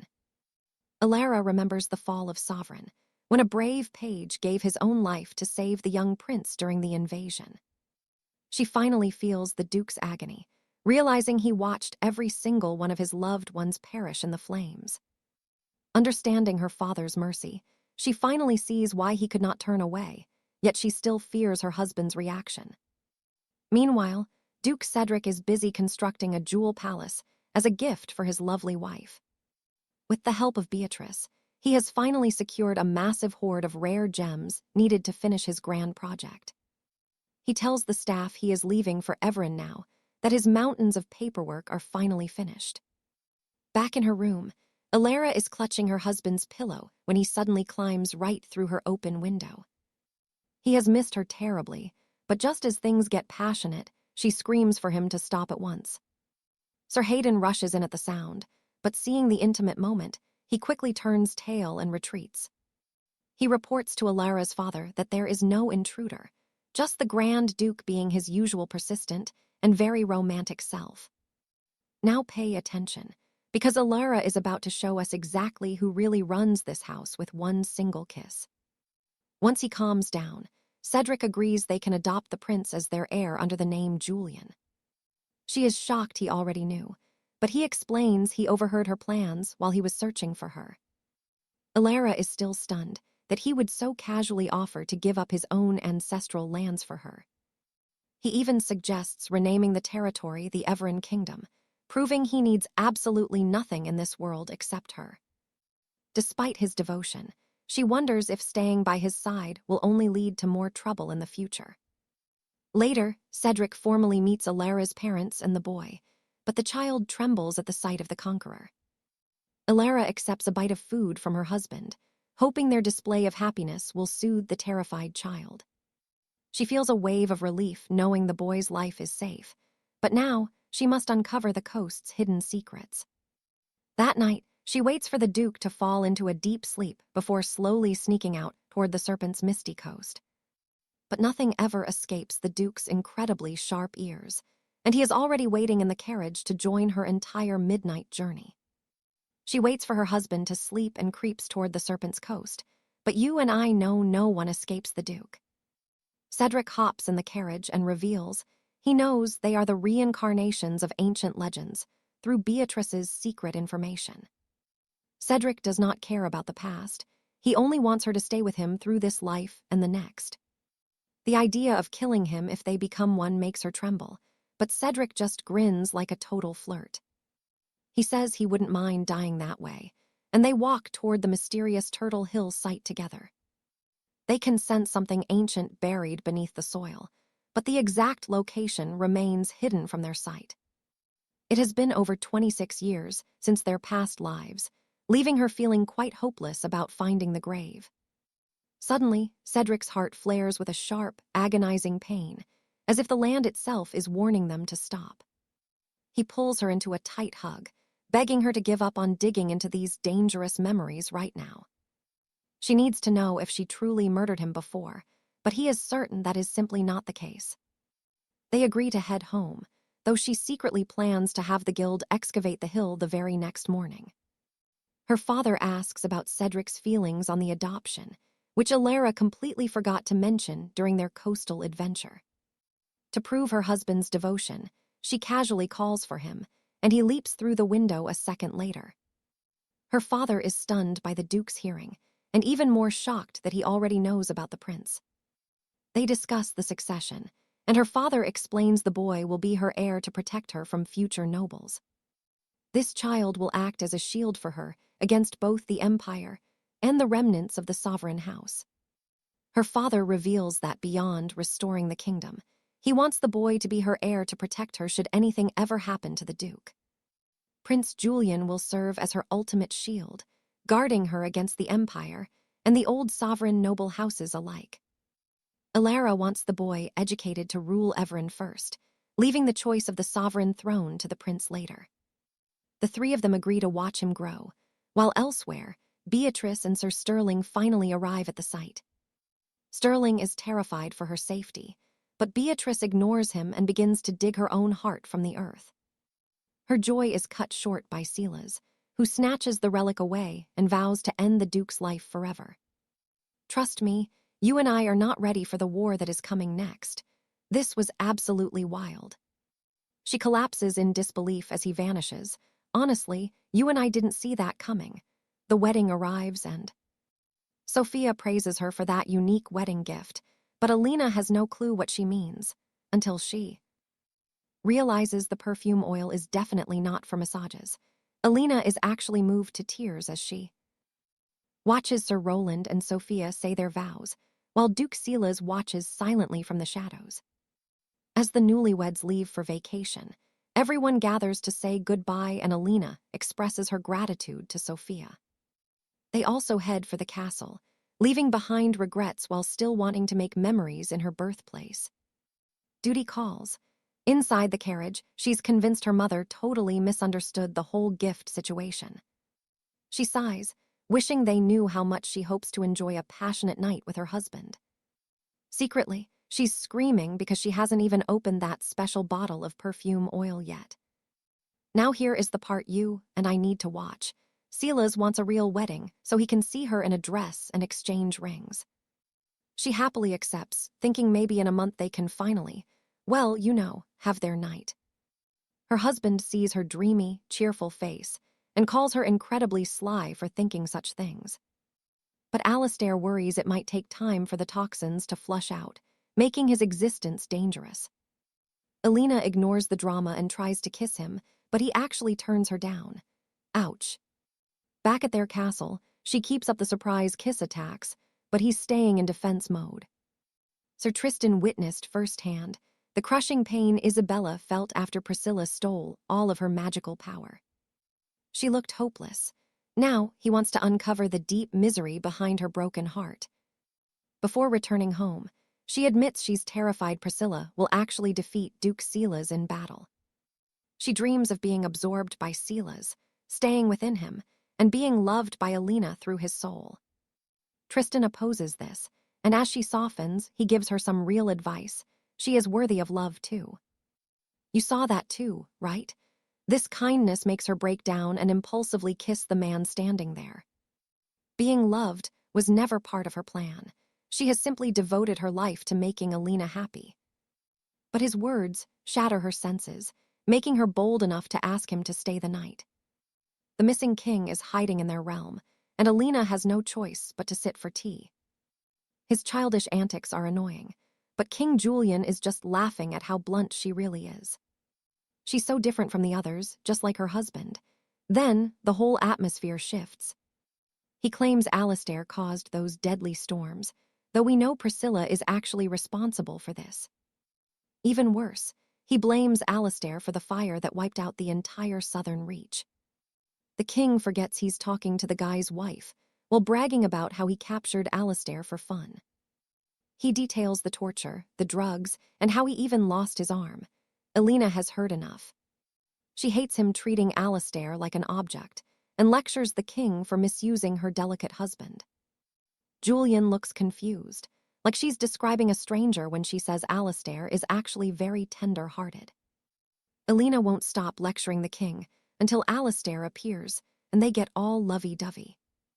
Seeing them together makes the lonely king realize something might be up with that star fragment. He starts to suspect that maybe the star fragment isn't a gem, but an actual person. Lord Percival interrupts to take the king away, and Alina notices he actually looks quite scolded. That night, 𝒂𝒂𝒏𝒕𝒂𝒍𝒍𝒚 surprises Alina with a golden marble he made out of pure wind power. It's as if he plucked a star just for her. They then discuss how rude the king is. 𝒂𝒂𝒏𝒕𝒂𝒍𝒍𝒚 explains that to the king. He's just a monster who burned down an entire kingdom. Alina learns that black hair is now rare because of the fires he supposedly caused. She realizes the fire was likely caused by Sir Jackson's resistance, not by 𝒂𝒂𝒏𝒕𝒂𝒍𝒍𝒚 himself. She's furious the king blames him for the storms, but 𝒂𝒂𝒏𝒕𝒂𝒍𝒍𝒚 says that's not the case. The former king predicted the storm's locations, but nobody knows how he actually did it. He was the first to tell 𝒂𝒂𝒏𝒕𝒂𝒍𝒍𝒚 to stop. If 𝒂𝒂𝒏𝒕𝒂𝒍𝒍𝒚 were the source, they would have just killed him. The king won't leave, and trust me, you and I can see Lord Percival's patience is totally vanishing. You and I are diving into a royal mess as Priscilla grows desperate to return home, while the feud with Lady Lena explodes. It is a perfect trap, forcing Emperor Arthur to use Lena to block Priscilla from leaving now that they are finally alone. Lena demands to know why Priscilla is in such a rush, only to discover the princess is already a mother herself. 13-year-old Liana is a mystery to Lena, but Priscilla is now ready to spill the whole truth. She was a princess of the fallen kingdom of Roya, sent as tribute to the empire, and her daughter is the emperor's niece. Get ready for the tea. She was only 13 years old when she first arrived in the royal court. She was promised to marry Arthur once she came of age, but the former emperor, Arthur's own brother, suddenly changed the plan. He claimed her as his concubine instead, and her daughter was the result, all while Arthur was off leading a rebellion. Priscilla once loved Arthur, but she cannot ignore the rivers of blood he spilled for her sake and simply wants a peaceful life. Now pay attention, because Arthur is eavesdropping on every word, convinced that his new power can finally make her happy. Even after she became a mother, Arthur was desperate to crown her as his empress, but she despised that throne with a passion. She would rather die than take the crown, so while he did not force her, he kept her locked forever by his side. That is not love, that is pure obsession. Meanwhile, Lena notices her tea has a strange, bitter flavor, but decides to ignore it. She invites Priscilla to seek refuge in the kingdom of 𝒂𝒂𝒏𝒕𝒂𝒍𝒚, offering her a brand new identity and a fresh start. 𝒂𝒂𝒏𝒕𝒂𝒍𝒚 needs skilled people, and Lena is more than willing to help her escape the emperor's grasp once and for all. Before she can answer, Arthur storms inside and drops to his knees, desperately begging Priscilla not to leave his side. Priscilla storms out in rage, followed by the emperor, who warns Lena not to fill his lady's head with such dangerous ideas. Lady Isabella enters just as they leave, immediately sensing that the tea Lena was drinking is laced with a deadly, rare drug. It is the exact same poison Alaric uses. Someone clearly tried to assassinate Lena, But there is one detail they missed. Since she is the host of the celestial shard, these toxins are harmless to her. It is time for us to celebrate. Our girl was in more danger of overheating, just by imagining all the spicy things she wants to do with Alaric. She tries to steal a kiss during dinner, but Alaric literally uses a forkful of food as a shield to keep her away. He flees the room, already aware of the poisoning attempt and burning with a murderous rage toward whoever dared touch his wife. Earlier, Isabella reported that Pyrrha stole her other half, likely planning to use it to activate the legendary Gale seed.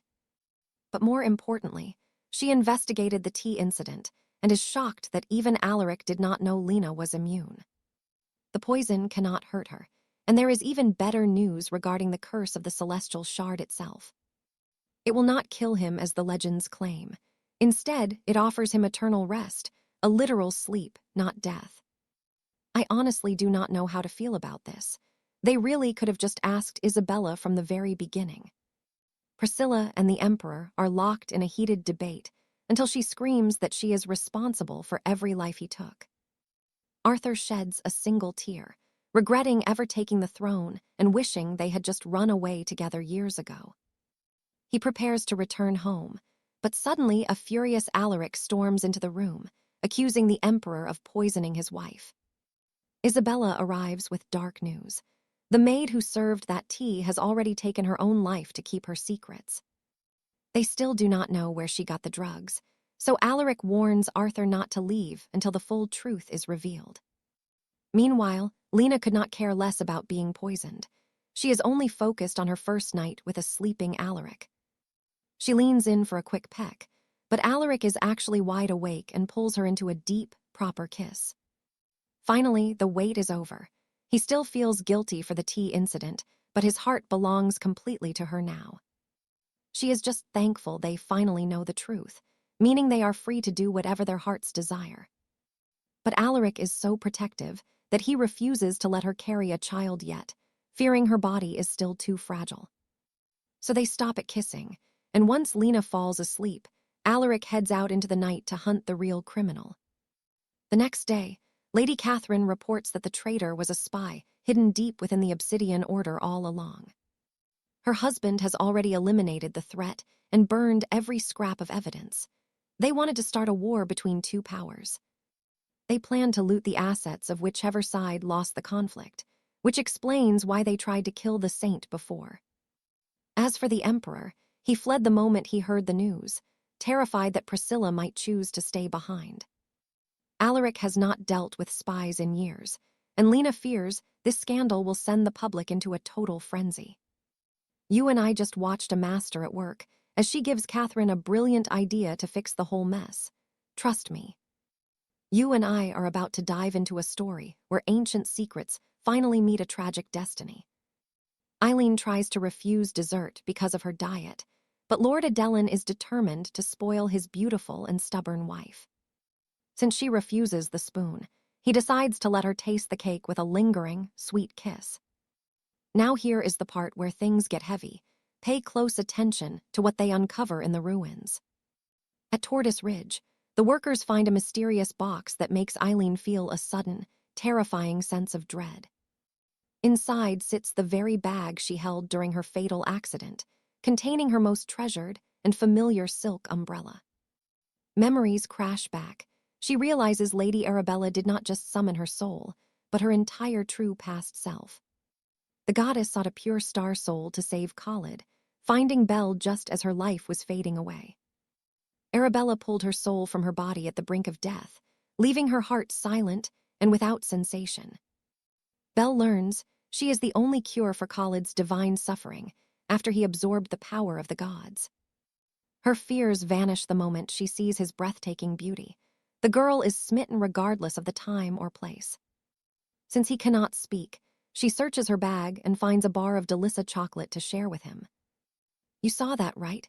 A name born from a simple chocolate bar. How sweet and genuine is his perfect smile. Time passes, but the trauma of her own death remains a heavy shadow she can never truly escape. She accepts this strange reality, and though they share no words, a deep bond begins to form between them.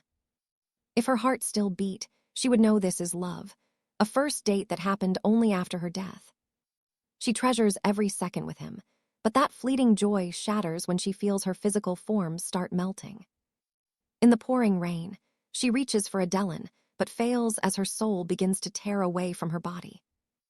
Adelin finds her too late and screams her name for the first time, desperately begging his true love to wake up. Now a spirit, she cannot comfort him as Arabella explains his unstable divine power is destroying Belle's fragile vessel. He unconsciously unleashed the earth power meant to sustain her, causing her physical shell to crumble into nothingness. Fortunately, Arabella can hear Belle's cries and ensures Adelin knows this tragedy was never his fault to carry. Belle sobs, knowing she cannot touch him again, but the goddess offers a final, desperate chance at reincarnation. To gain a new body, she must be reborn, so that day, Adelin buries her belongings at Tortoise Ridge. She does not fear death, but the thought of leaving Adelin to suffer alone breaks her heart into pieces. Belle begs to stay, but the goddess insists they must not delay the sacred cycle of their rebirth. Arabella tells Adelin he must let her go, or take the dark path of ending his own life to follow. Adelin refuses to believe her and seizes the goddess by the throat in a blind rage. He thinks stealing her power will let him reach Belle, but stops when told he cannot control such divinity. Arabella warns that if Belle does not reincarnate now, both Adelin and the entire kingdom will surely perish. The power within Belle is fading fast. Delaying any longer will only bring more agony to the man she loves. Realizing the stakes, she finally chooses to leave him behind to begin the difficult journey of being born anew. But her inner fear of losing Adelin makes the reincarnation fail, until Adelin makes a choice that changes everything. He stabs himself to go first, lifting her burden and promising to find her in their next life together. They did not just die, they were reborn for one another, bound by a promise that transcends time itself. After recalling it all, Eileen hugs her confused husband tightly, weeping with relief that they have found each other. Meanwhile, Lady Arabella senses the awakening, meaning Adelin will soon master his godlike powers and consume her too. The memory of Lord Stan's face haunts her as a sudden wave of nausea strikes the goddess without warning. She wonders if their night together has left her with a child, a shocking consequence of her desperate actions. The goddess wanted her heart back but found something else, while our married leads struggle to even share a kiss. When Eileen reveals her memories are returning, our hero is struck by intense, dark jealousy. He fears she is reliving her past with another man, failing to realize that the man was actually him. Knowing nothing of the past, he kisses her deeply to prove she belongs only to him in this life.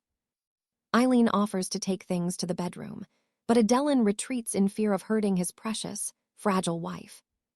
And that is where we leave our lovers for now. Trust me, their journey is just beginning to unfold. All right, you and I are diving back into a tale of gods, royalty, and a fate that is absolutely wild. Lena pulls her into a hug, saying no one is to blame. She admits stalling her rebirth was her own mistake from the start. They discuss her memory loss, and Isabella thinks the dark god Apollo erased them to force her to finally move on and be reborn. This leaves Lena worried she might lose her precious memories all over again once she finishes her current life and eventually passes away. But it turns out death is not a threat anymore. Isabella has granted her so much divine protection that Lena has actually become immortal. Lord Delano interrupts their reunion, and Lena is shocked to hear that Apollo has stolen Lady Isabella's heart for his own dark purposes. The only quick way to get it back is for Lena to be absorbed by Kale, but that is something she flat out refuses to do. Since Apollo is hunting Delano, he will find them soon anyway. Delano promises to reclaim the heart when the time is right, but Lena remains terrified. Aqua, the water goddess, has incredible healing powers, so Delano should be fine after absorbing her. But then, he drops a massive bombshell on them. Delano claims he does not have Aqua's soul within him, or even a drop of her water magic, leaving both ladies completely stunned and confused. Isabella does not know where Aqua went, but she senses her presence is close. Meanwhile, Priscilla returns home to a chilling sight. She finds Apollo possessing the body of her young daughter, Minnie, from 14 years ago. Back then, Sir Arthur had proposed before leaving. He gave Priscilla a wedding ring, hoping she would wear it on his return. She accepted with a blush, but her heart was torn. Despite her joy, she hesitated to fully commit. Arthur had no ambition for power, which ruined her secret plan for high-stakes royal revenge. She wanted to destroy the kingdom of Jisia for what they did to her homeland. That is when Arthur's brother, the former emperor, stepped into the picture. Pay attention now, because this is where a shadow from the past steps into the light. During tea, he exerts a terrifying aura. Priscilla is so frightened that she reveals her true name, Freya. In response, he reveals he is actually Apollo, currently controlling the emperor's physical form. He offers her a dark deal. If she gives him her firstborn child to use as a vessel, he will grant her one wish. He promises to wipe the entire Jisia kingdom off the map. It is a tempting offer that Priscilla actually begins to consider in her desperation. Apollo keeps visiting her, and she learns he hates Delano. He needs a permanent body of his own to settle that ancient score.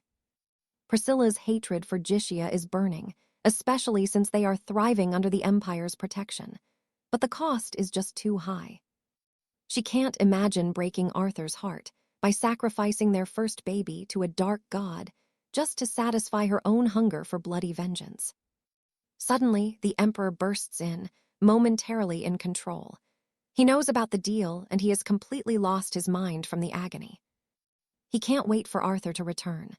In a desperate, frantic bid to end his own misery, he commits a truly horrific, brutal act. He forces himself on poor Priscilla to ensure a child is born immediately. The dark god's influence has clearly driven the man into madness.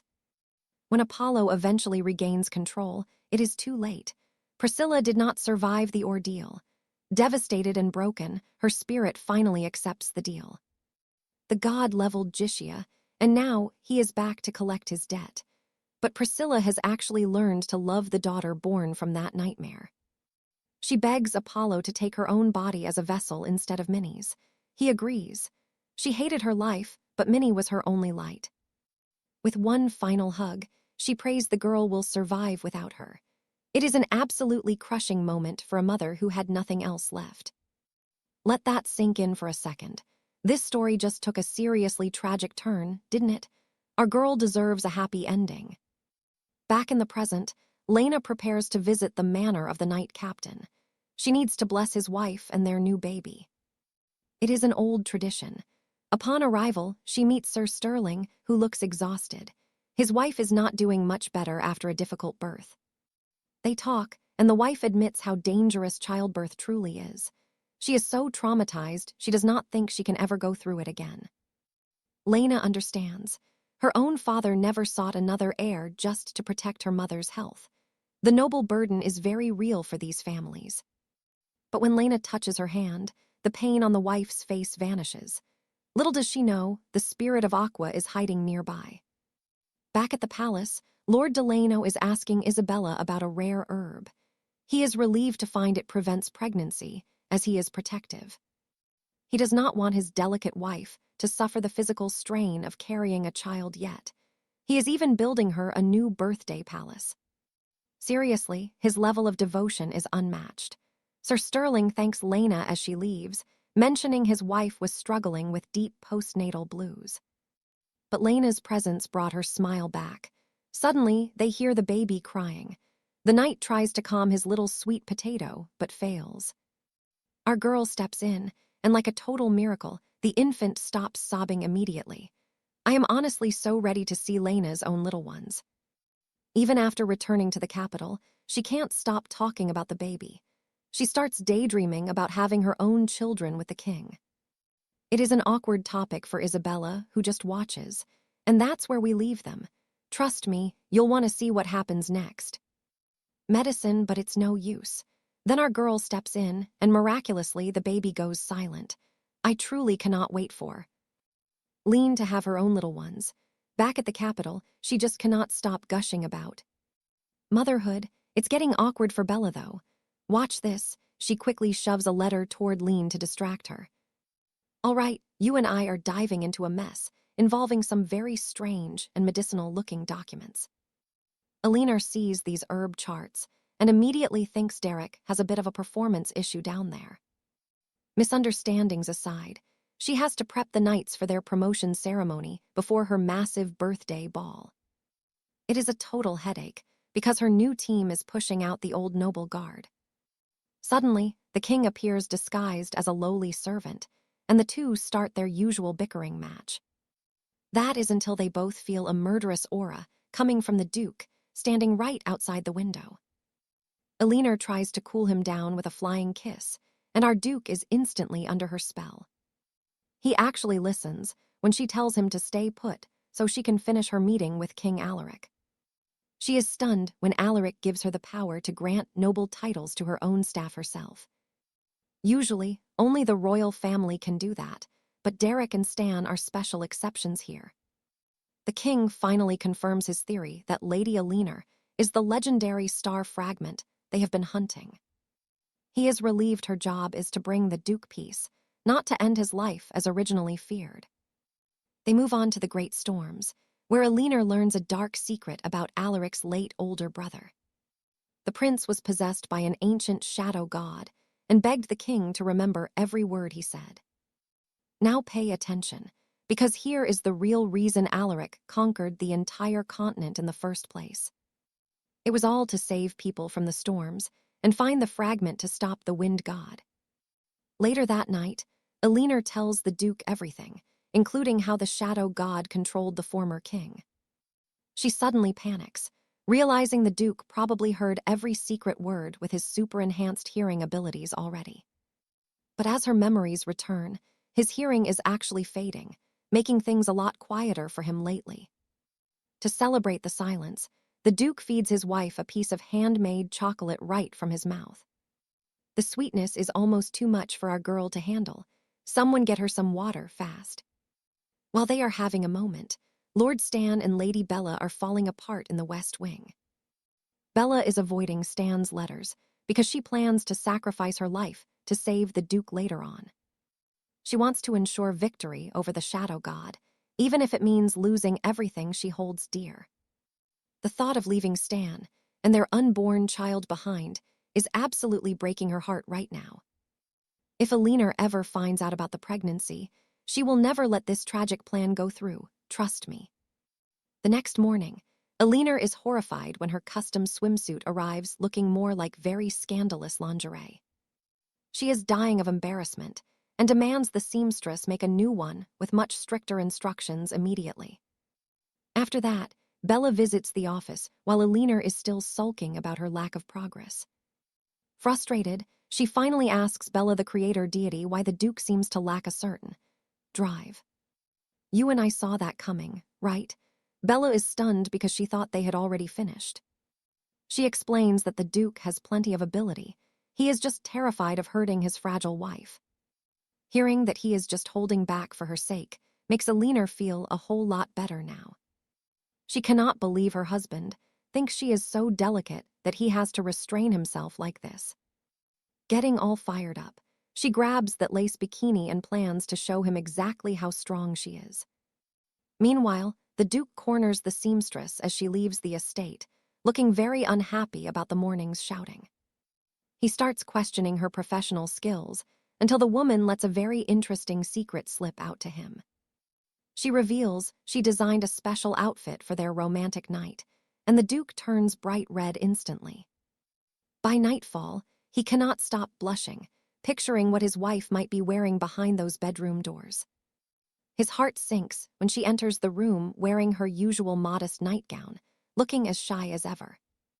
But his sharp eyes don't miss the black lace peeking out from underneath that plain white fabric. Seeing her embarrassed face, he starts teasing her as they finally get close on the bed tonight. Don't get too excited, though, because her monthly cycle ruins the mood before anything can actually happen. A few days later, the massive 3-day birthday banquet begins for our lovely lead. And that is where we leave it. Alina is about to put a theory to the test tonight. All right, you and I are about to see if a simple hair change can make a monster look like a prince.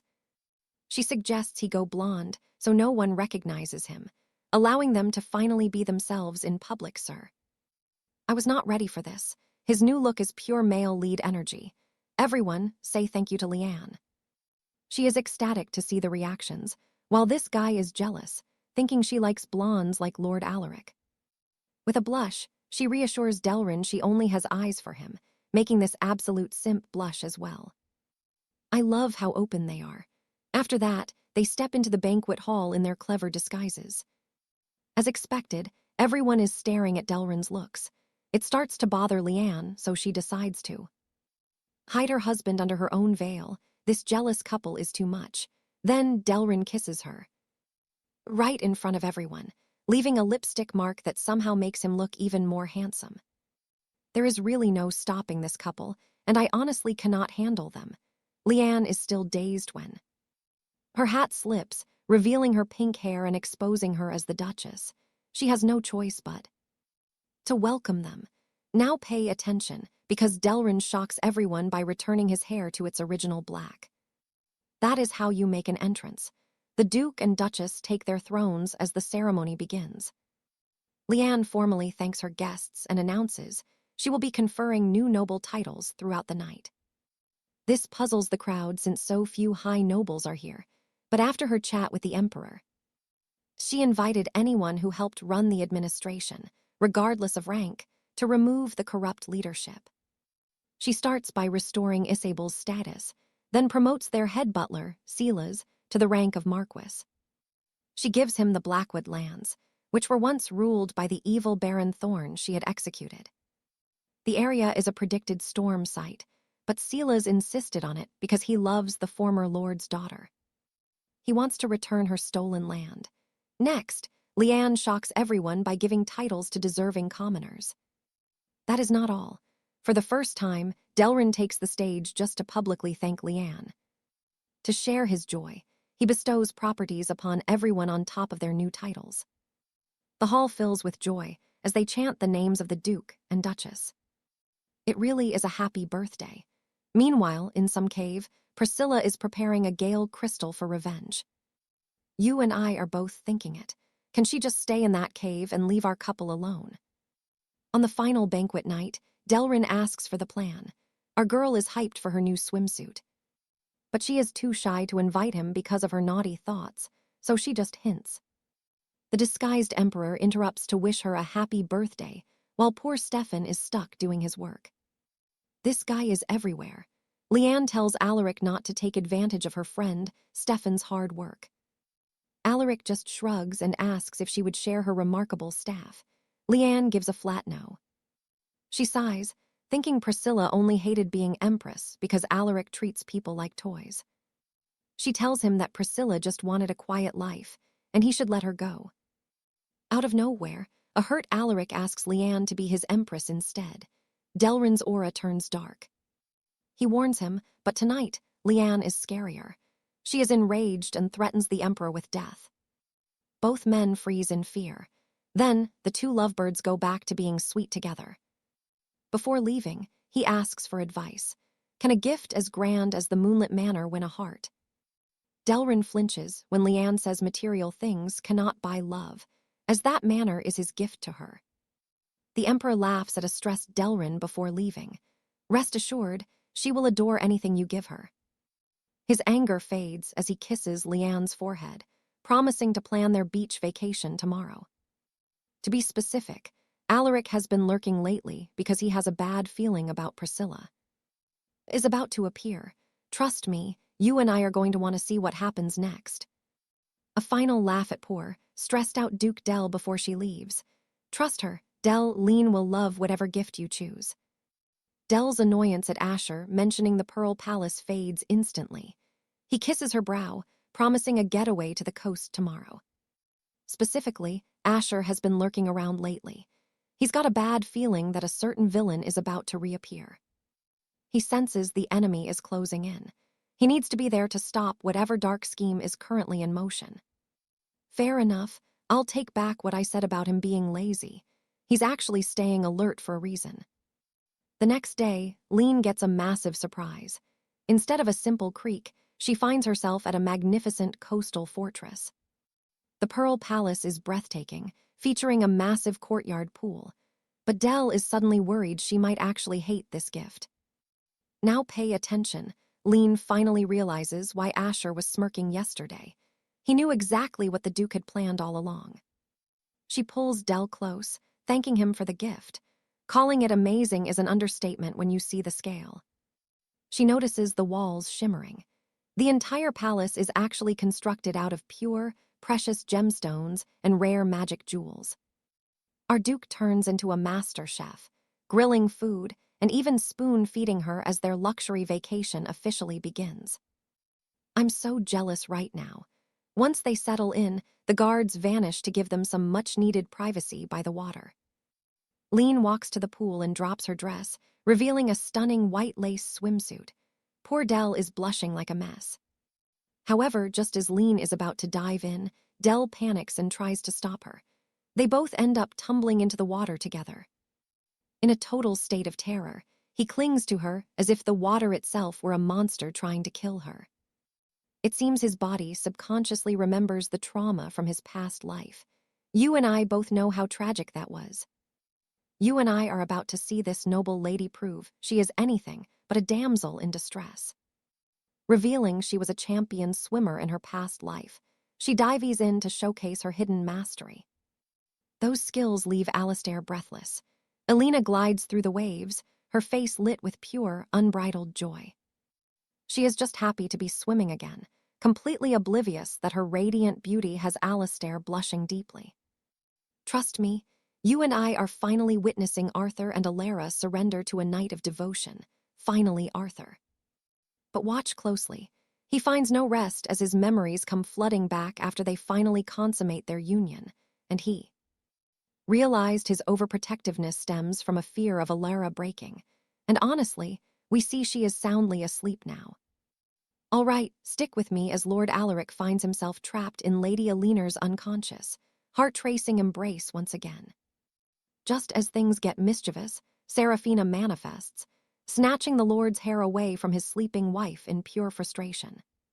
She begins ranting about how she's resurrected Alina 7 times already, because Alaric just won't stop being so reckless. Now pay attention. Alaric isn't even shocked to see her, because his restored memories reveal a secret long-forgotten truth. Before taking his own life years ago, he bound Seraphina's spirit to Alina's to ensure she'd never be broken again. It was Seraphina who sealed the lady's memories, sparing her the agonizing grief of their past lives after her reincarnation. But with Alina's mind restored, the spirit's duty is finished, and she begins transferring her divine essence into the lady. Seraphina begs Alaric to absorb her presence, as witnessing Alina's intense devotion to him from within is becoming unbearable. I know what you're thinking. God logic is wild, but she just wants to rest within Alaric and watch Alina's love. I honestly struggle with the logic of these gods. Anyway, Alaric makes Alina her requested morning meal. They dive straight back into their honeymoon bliss, leaving all the kingdom's heavy burdens to Isabella and the other staff. As darkness falls, Alina attempts to teach Alaric how to swim, but the man is naturally gifted at everything. He navigates the water like a champion before carrying Alina toward their massive, moonlit pool overlooking the estate grounds. Under the starlight, Alina looks troubled, whispering that she could never truly repay him for all his countless sacrifices. But our Lord is a master of charm, assuring her that having her by his side for eternity is enough. They're absolutely obsessed with each other. Another perfect day passes, but then the clouds gather and the heavy rain starts. As Alina reaches out for the raindrops, Alaric is suddenly hit with a brutal flashback of the day she vanished. In a sudden panic, he lunges forward to stop her, leaving Alina completely stunned by his desperate and sudden actions. He lets go, confessing that the sound of the rain brought back those terrifying memories of losing her forever ago.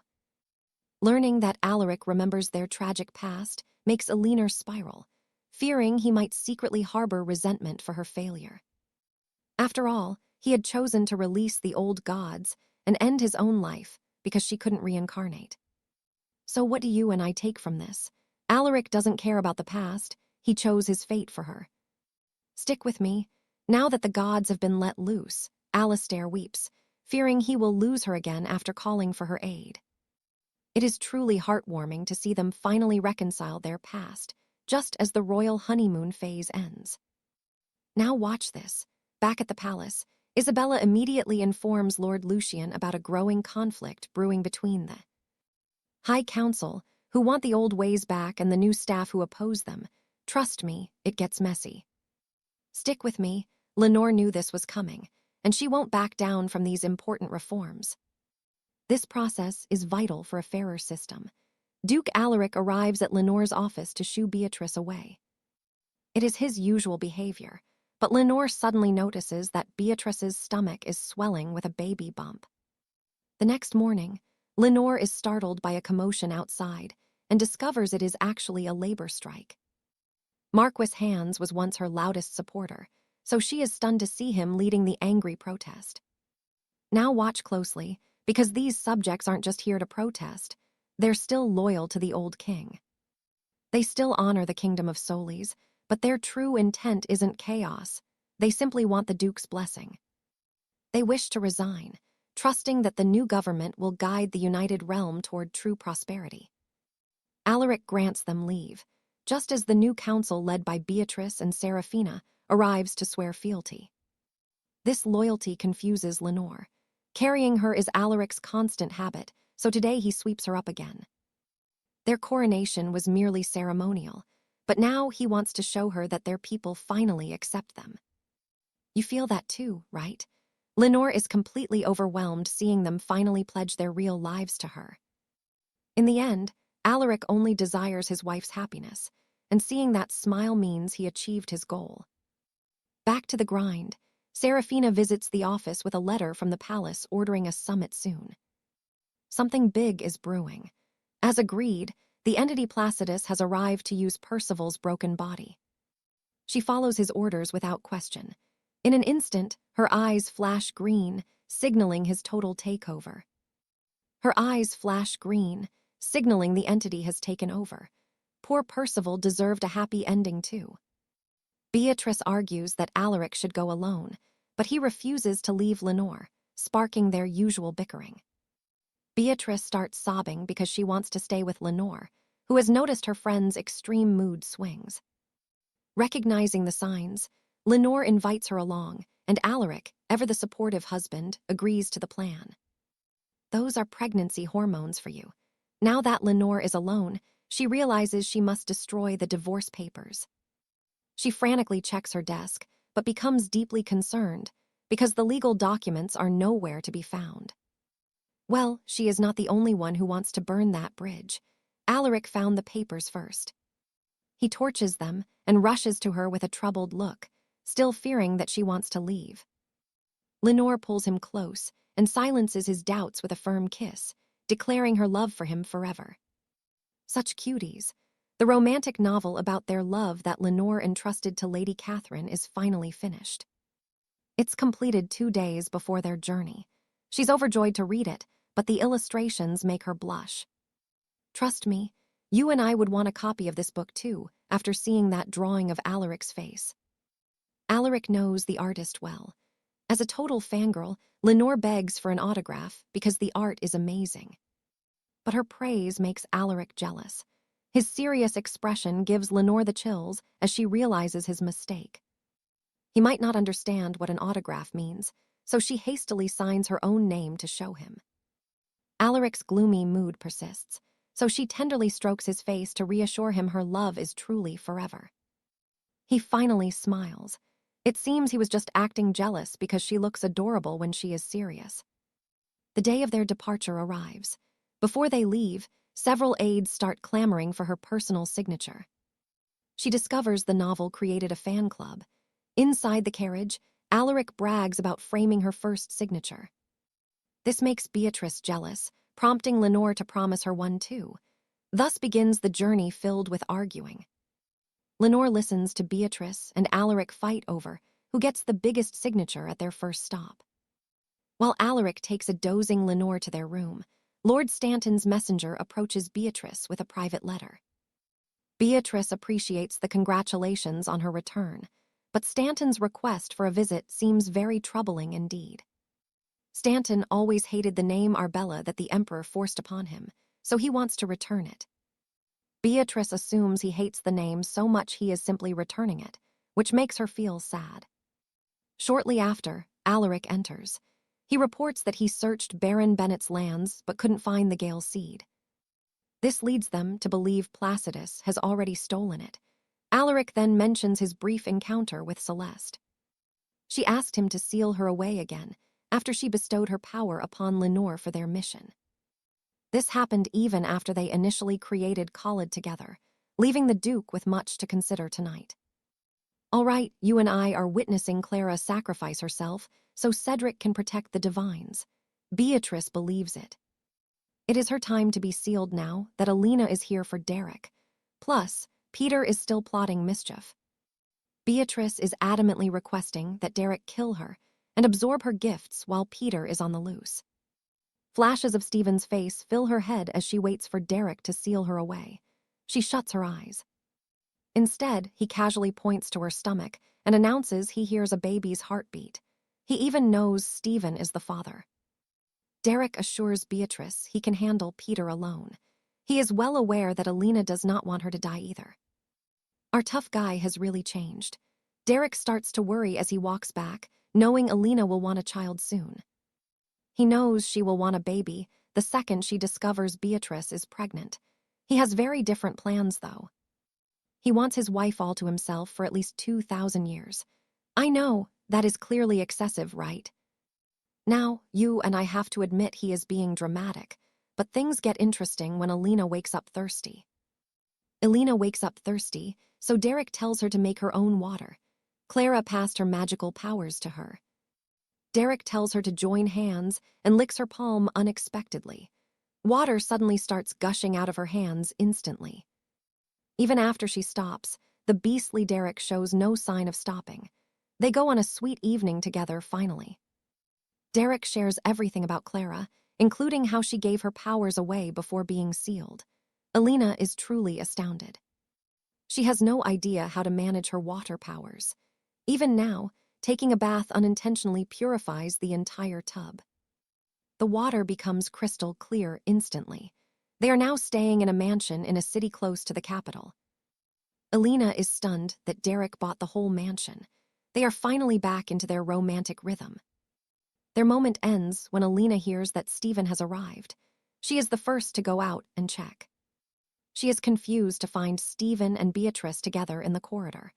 Both of them have incredibly long faces.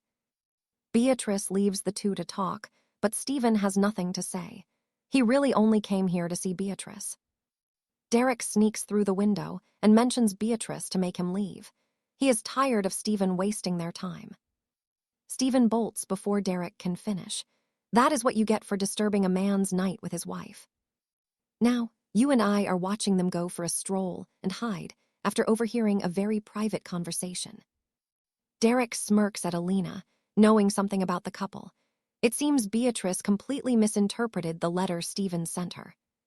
He did not want to take her name away. He actually meant he wants to use the name together. He then kneels and proposes. Beatrice starts blushing heavily at the sight of the man she loves making his move. Because she did not answer his proposal immediately, Stephen feels concerned. He wonders if she feels the same way. They are interrupted by Alina, who sneezes so loudly they have to reveal themselves and quickly retreat. After they leave, Beatrice asks Stephen for some space to think things over. This officially ends their evening together. The next day, they prepare to resume their trip. Beatrice requests some alone time with Alina specifically. Derek surprisingly agrees to let the two talk privately in the carriage. However, he has no intention of leaving. He is actually lying on the carriage roof casually. This sneaky guy does not want to be apart. He can still hear everything they say inside. He refuses to spend even a single moment away from Alina. Alina discovers that Beatrice is not opposed to marrying Stephen. Her main concern is being separated from her friend. Alina promises that even with titles, they will work together on projects for their respective regions in the future. Beatrice beams and admits she loves Stephen. It appears like Alina's support was all that Beatrice really needed. However, a shock follows. Beatrice reveals she is pregnant, making Alina freeze and causing Derek to sigh. Alina can't believe all her friends are getting pregnant. She breaks into tears, convinced something is wrong with her. She shows no signs of becoming pregnant. When Beatrice realizes Derek is listening, she writes on Alina's hand. She urges Alina to use Clara's healing powers on Derek. Alina now believes Derek's body is the real issue. She is partially right, because our guy is taking contraceptive herbs. At last, they have reached the residence. They are in the capital and are welcomed by Arthur, the old butler. I didn't expect him. Arthur is astounded to see Derek transformed into a softie. Love has truly changed our once violent commander. The butler can't believe his eyes as he watches them together. Derek suggests they go and get rest. Trust me, you and I just witnessed a total transformation. All right, you and I are diving back into a world of high-stakes romance and ancient magic. Retreating to their chambers, a passionate embrace follows as Eveline begins sharing her sacred healing waters with Alaric. Looks like an heir might arrive sooner than anyone thought. 3 days later, Tristan arrives at the grand estate. He has brought the emperor himself. Originally, Eveline invited Tristan hoping he would spend quality time with Isabella. But this loveless emperor ruins every plan. While they converse, Eveline realizes Alaric has made a truly bold demand. He forced the emperor to declare her birthday a kingdom-wide holiday called Starmus. Alaric simply kisses her soft brow. Cedric and Tristan watch with pure envy. Suddenly, Isabella enters the room exactly as Eveline had originally planned it. The emperor's presence was unexpected, but a heavy silence falls over the chamber. Everything feels strangely still and tense. The emperor remains oblivious to the awkward atmosphere. Isabella breaks the quiet, requesting a private word with Lord Tristan. The stubborn monarch refuses to leave, forcing Isabella to accept Tristan's marriage proposal right there in front of everyone. This time, it is the brave knight Tristan who turns crimson and stammers. To add to the shock, Isabella whispers. She casually mentions they are already expecting a daughter, leaving him completely stunned. They share a look of pure love. The little one seems to approve, kicking within her womb. They quickly depart so the royal physician can check her. Watching this, Eveline is suddenly struck with an intense longing for a child of her own. She immediately rushes. Off with Alaric to start their own family, leaving poor Cedric alone. He cannot believe his friend's romantic luck. While they are blissfully in love, his progress with Priscilla has stalled. He begins to think Eveline was right. He might have to let Priscilla go. He visits her chambers one last time, resolved to honor whatever she decides. Now, keep your eyes on this part, because this is where the story takes a dark turn. The villainous Malachar is testing the seed of wind, causing the very foundations of the castle to shake and quake. Alaric knows this rumbling is Malachar's doing, using stolen magic, but he remains confident he can fix the entire situation. Incredibly relaxed, he leans in for a kiss, but Eveline stops him. She uses her most persuasive look to beg him. She needs him to stop the cyclone before innocent lives are lost. Being the devoted husband, he agrees to act. He promises to deal with the storm and return quickly. Outside, the common folk are paralyzed by the unpredictable tremors. Panic spreads as a massive cyclone appears, threatening to tear the kingdom apart. But look who is here. The Duke Alaric, wielding his legendary blade, focuses his energy and cleaves through the storm. With one powerful strike, the threat vanishes. The people cheer, but Malachar watches from the shadows, disappointed by the outcome. He expected more destruction. Meanwhile, Priscilla's spirit confronts Malachar, demanding he stop involving innocent villagers in his twisted revenge. But Malachar cold-heartedly silences her before she can say another word. Alaric soon rushes back to their private chambers. He informs the worried Evelyn that the dark spirit never showed its face, which explains why the task was fast. Evelyn is relieved the danger has passed. Now that Alaric has fulfilled her request, the noble duke asks for reward. He seeks his wife's favor, which she gladly gives. The next morning, as they travel toward Lord Tristan's duchy. You and I can feel it, right? That heavy sense of dread before the storm settles in. Evelyn cannot shake the feeling of impending doom. They arrive safely, and Tristan calls for them with an urgent request. He asks Evelyn to use her gift to save those in need. He mentions a legendary medicine recently flooding the markets. Known as the tears of the star god, this panacea supposedly cures any ailment. Tristan's research has yielded some clues. The water was found near the High Palace, specifically within a hidden valley stream. He asks for her special help. He wants her to purify their wells to aid the wounded. Evelyn agrees, but wonders how he learned such secrets. Tristan turns shy, admitting Isabella was the one who told him of Evelyn's powers. They begin discussing Priscilla's recent behavior. Tristan doesn't quite believe it yet. However, they soon realize Sir Cedric wasn't exaggerating the truth. Cedric informed them that Priscilla would never abandon her daughter, Mint, just to avoid a conversation with him alone. Evelyn remembers Priscilla speaking of her daughter with such deep love. She becomes serious and approaches Cedric for the truth.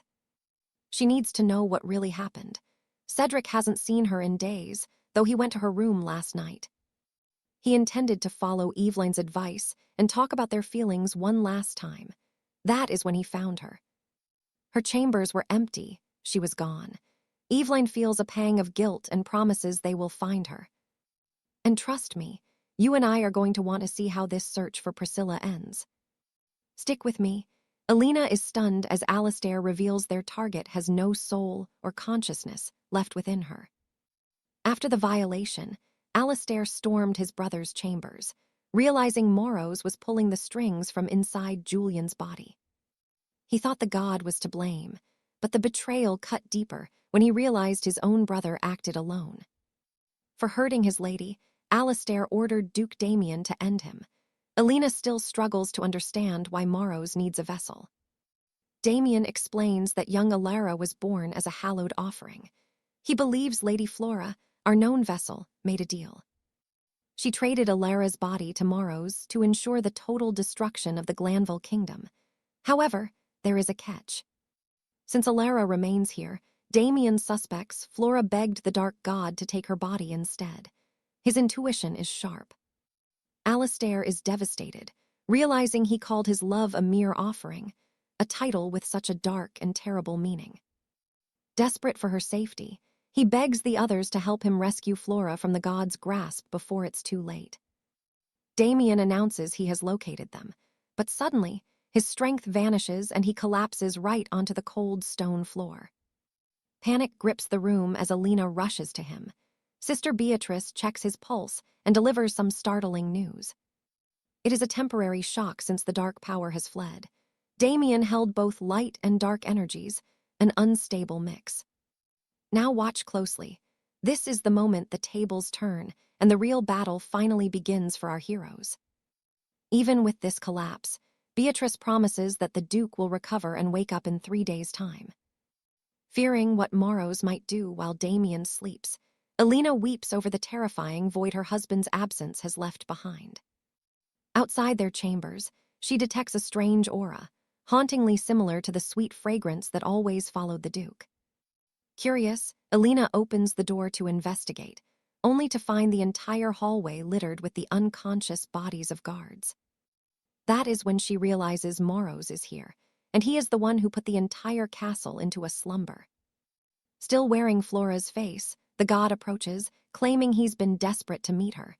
He truly wants her for himself. Alina demands he vacate Flora's body, but he insists he needs a physical form to unleash his full godly power. He needs it to fight Damien. Morrow's offers a deal. If she stays forever and bears his child, he will spare everyone. Alina snaps back, reminding this ancient god that he is currently standing in a woman's body. The logic just is not there. Alina is honestly way too funny for me to take seriously here, but the god just keeps confessing his love. Alina shuts him down instantly. They are not compatible. She loves her world, and her heart belongs only to Duke Damien. Maros is stunned for a moment, but his smile turns dark. He warns that if she won't come willingly, he'll kill Damien. Alina will not stand for it. She summons her water powers to strike, but just as the god prepares to counter her, her husband arrives just in time. Damien and Maros vanish instantly, reappearing in the skies far above the palace walls. Flames and gale force winds clash, raining down debris like falling stars. Luckily, Alina is ready to protect the people. She casts a massive magical barrier over the kingdom. Then, she screams at the men to take their fight elsewhere. Being the dutiful husband, Damien blasts Maros toward a wasteland and immediately gives chase to finish the duel. Honestly, you and I have to admit, even in a divine war, these two are absolute couple goals. The emperor and the knights rush to her side, thanking her for the shield that saved the royal city. The emperor wants to send troops, but Beatrice warns that humans have no place in a battle between two gods. 𝒂𝒓𝒓𝒊𝒅𝒏𝒕𝒂𝒍𝒍𝒚, obsessed with Flora's safety. Alina finally steps up, volunteering to bring the girl back. Since she is the reason Maros is on a rampage, she's the best choice. There is just one problem: travel time. Beatrice suggests that celestial magic can turn the very clouds into a steed. And would you look at that? It shifts into a celestial nimbus. Meanwhile, high above, Maros is finding it harder and harder to match Damien. Suddenly, they hear Alina screaming. Turns out, she is having a bit of trouble steering her new cloud ride. For a moment, the rivals team up. Maros uses his wind to steady the cloud while Damien catches his wife. Both men start scolding her for being so reckless, but Alina is not having it. She shuts them both down. They are the ones trying to kill each other. She pulls close to Damien, telling the god she will never choose him. Her heart belongs to her husband. Maros looks crushed, reminding her that in another life she did love him. Alina is confused, so he explains. Back when she loved Sir Cedric, who was his vessel, he felt it too. He felt her love through his vessel, and now he wants it all for himself. This sends Damien into a pure rage. The Duke attacks in a rage, but Maros' words have opened Alina's eyes to the truth you and I won't believe. She knows the shadow spirit belongs within 𝒂𝒓𝒊𝒅𝒏𝒕𝒂𝒍𝒍𝒚, but forcing the merge might drive him back into madness. To stop the fighting, Alina pulls the spirit onto her spirit cloud. Now, pay attention, this changes everything. She tells 𝒂𝒂𝒓𝒊𝒅 to trust her and wait. They fly far away, where Alina begins a deep, soul-searching conversation. She discovers the spirit is a remnant of Alaric, the man she loved in her previous life, centuries ago. As he recalls their past, Alina's heart aches for him. The spirit begins to sob, overcome by ancient grief. He longs for Alina, fearing she doesn't see him, but she has always been drawn to his sweet scent. That aroma surrounds 𝒂𝒓𝒊𝒅, proving the spirit belongs. 𝒂𝒂𝒓𝒅 arrives, and Alina explains the souls must become one. To truly love the man from her past, his soul must be whole. Alina fears the spirit will refuse. But the spirit's love is real. He wants her happy. You and I can see his sacrifice as he agrees. Alina grips his hand, moved by his devotion. She whispers her gratitude, promising they will stay together. As he leaves Felicity's body, his true form is revealed. He hands Alina his heart, a final, glowing gift. Vowing to love her forever, he is finally absorbed into 𝒂𝒓𝒊𝒅. The long, supernatural struggle reaches its end.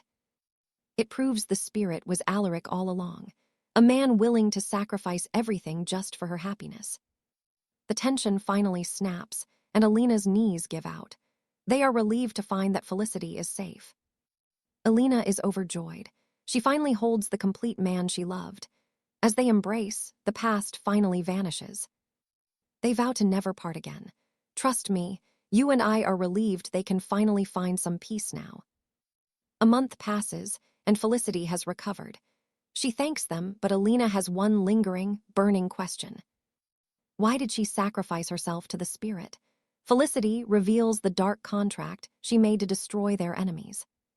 To save the kingdom of Wessex, Lady Fiona offers herself as a sacrifice, taking full blame for the chaos and the You and I are about to watch a hero fall, as she accepts any punishment Duke Leon imposes, and he certainly does not hesitate. Leon declares her penance is to guard a lost soul, just as Bella enters with young Mary, who is smiling from ear to ear. Mary instantly recognizes Fiona and calls her mother, embracing her warmly, while Leon explains that this soul truly needs a mother's love now. He reveals that the spirit within the girl once belonged to a lonely child who suffered so deeply that she chose to leave this world. Fiona is overwhelmed with gratitude for this second chance at motherhood, while Leon urges her to cherish the child as her very own flesh. Now, the soul inside Mary is actually Jane, and if you remember, Jane was the true heir of the house whose body was taken. Now pay attention, because Jane gave her form to the Earth God, and Leon has wiped her memories of all that past trauma. He believed there was no point in her remembering the cruelty she endured, allowing Jane to be born again as the daughter of Fiona. Seeing them finally happy together, Leon knows his plan worked, and Fiona decides to honor the girl by calling her by her true name, Jane. I really love that they gave Jane a fresh start instead of casting her aside, finally letting her live a life full of genuine peace. Fiona then asks for one final favor, permission to move with Jane to the northern provinces, which Leon grants despite his doubts about the crown. Okay, I know what you are thinking, but the Emperor suddenly makes a grand entrance to check on Fiona and her well-being. He asks her to finally return to her home, the Highland Kingdom, after spending months inspecting and preparing the borders for her safe arrival. Asher officially hands the crown back to her, making Fiona weep with joy as the heavy burdens of the past finally melt away. With their trials over, flowers begin to bloom across the entire continent, a miracle born from the star god who is now constantly in love. However, while the family is enjoying this rare moment of peace, a thunderous knock echoes at the door, signaling a matter of extreme urgency. The Emperor has summoned every noble in the capital to the throne room immediately, as he is about to reveal a massive change for the future. The Great Hall is packed with lords and ladies as Emperor Asher takes the stage, finally acting like the true sovereign his people always needed. He begins his speech by giving all the credit to Duke Julian for saving the realm and stopping the dark storms that plagued the southern reach. The entire nobility cheers, acknowledging Julian's bravery since the legends of his battle against the dark forces first began to spread through the land. Everyone remembers the clash between Duke Julian and the southern reach, and trust me, you and I will never forget that moment. Arthur and Alina are now gods of justice and stars. Trust me, 𝒂𝒓𝒄𝒊𝒅𝒏𝒕𝒂𝒍𝒍𝒚 shocked her by declaring that the empire will now be ruled by the gods themselves. This move crowns Arthur as the new emperor, and he definitely saw this coming. Now watch this.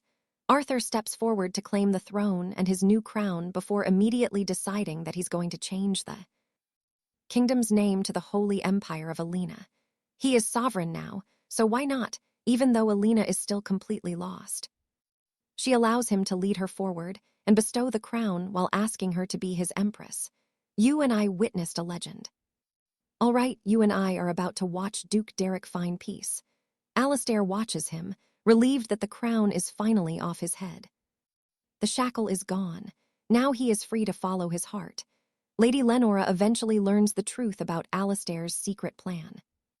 Alistair advised Derek to take the throne, knowing that naming an empire after Lenora and carving her name into their history is what would convince him. 1 month later, our leads finally have their royal wedding and she looks divine. Lenora laughs, thinking she was tricked into marriage once more, but seeing her handsome duke at the altar changes her mind. This is the one path she will always choose because it leads to Derek. These two seriously make me feel so single. Honestly, just look at them. Meanwhile, in the kingdom of Rian, everyone is celebrating Queen Felicity and her new reign. They believe the kingdom has become more lively. Everyone in town is talking about how incredible their new queen truly is. They are shocked that former Emperor Alestair stepped down to support her. Love really is a beautiful thing for them both. Alestair is training his injured arm that night when Queen Felicity comes knocking on his door to see how he is. She notices his exercise and asks about his progress. He explains that while Lenora healed the nerves, it still takes time. He will need more months to move properly. Since it is late, Alestair softly asks Felicity why she visited him now. This makes her feel embarrassed and she tries to leave, but Alestair stops her. He clearly wants more time together. He pulls her back, wanting to spend more time together. Suddenly, he becomes very aware of just how close they are. Now, watch this. Our charming knight turns into a stuttering mess and retreats just to go and get her some tea. Felicity thanks him for returning the kingdom of Rion to her, and for helping her rebuild her broken homeland from ruin. Alestair just smiles, explaining he wanted to step down as emperor for a long time. He has no desire for power. All he ever wanted was to be with her, which makes her blush bright red. He looks so manly and dependable here. Felicity moves closer, and for the first time calls him by his name, Alestair. She asks if his love remains. She wonders if he still loves her after all those years of rejection. Trust me, this man would follow her anywhere. Alestair gets emotional as they finally discuss their feelings. He tells her how much he loves her and gives a promise. He promises that only she can have his heart. The sincerity in his eyes is clear, and it has never changed. He is exactly the same as when they first met. She starts to cry, asking if they can start over together. They are starting a new chapter. Alestair embraces her tenderly, promising to love her until the very end of time itself. This ship is finally sailing. Months later, Empress Lenora is feeling the pressure of sitting on the throne and having kids. It is not about politics, but about starting a family. Sophia and Sir Henry now have their own little baby boy. Beatrice and Sebastian are also expecting their first baby to arrive soon. What surprised Lenora most was the name they chose. But wait, pay attention here. They named the girl Elinor after her. While snacking, Lenora suddenly feels sick and wants to retch. Derek rushes over, and she announces she is pregnant. He is shocked at first, but seeing her joy, he starts reconsidering. He softens as she hugs him. However, they have a small issue. Derek can hear 3 distinct heartbeats inside her tummy. And they are all boys. Imagining 3 mini Dereks is a blessing to Lenora, so our girl is not worried at all. Derek eventually grins, seeing her happiness, and fully embraces fatherhood. Soon, Lenora is woken up by a very noisy little visitor. It is little Leo, who just gave her a morning whack. Derek rushes in to check on her while carrying another. Deckard is clinging to his back, while little Liam just woke up. These triplets are literal mini Dereks with golden eyes. They got their eyes from Lenora, but these adorable babies have wild powers and are extremely chaotic to deal with daily. Lenora is getting worried because their birthday is tomorrow. Everyone is coming to see them because they think they are angels. But if you ask their mother, they are tiny devils who cannot even talk yet. First-time parents really have it rough. The palace is busier than ever for the party. While the babies sleep, the exhaustion on the parents' faces is obvious. The Stokes family arrives, and Lenora is thrilled to see how much the first child she ever held has grown up. Sebastian and Beatrice arrive next with their daughter Elinor, who looks exactly like a young Lenora. It is almost a mirror. The Stokes family arrives, and Lenora is thrilled to see how much the first child she ever held has grown up so fast. Beatrice and Sebastian arrive next with their daughter Elinor, who looks exactly like a young Lenora. It turns out Beatrice did design. Lenora's form herself, so she likely gave her daughter those same features. I mean, she is literally a goddess in this world. I am not even surprised. Alestair and Felicity could not attend the party because they just had their own daughter recently. Sebastian sends their best wishes instead. Honestly, you and I can see Alestair hasn't changed a bit. He still makes her blush daily. Lord Arthur mocks Alestair about having no daughters, but you and I know Alestair claiming Jane was absolute gold.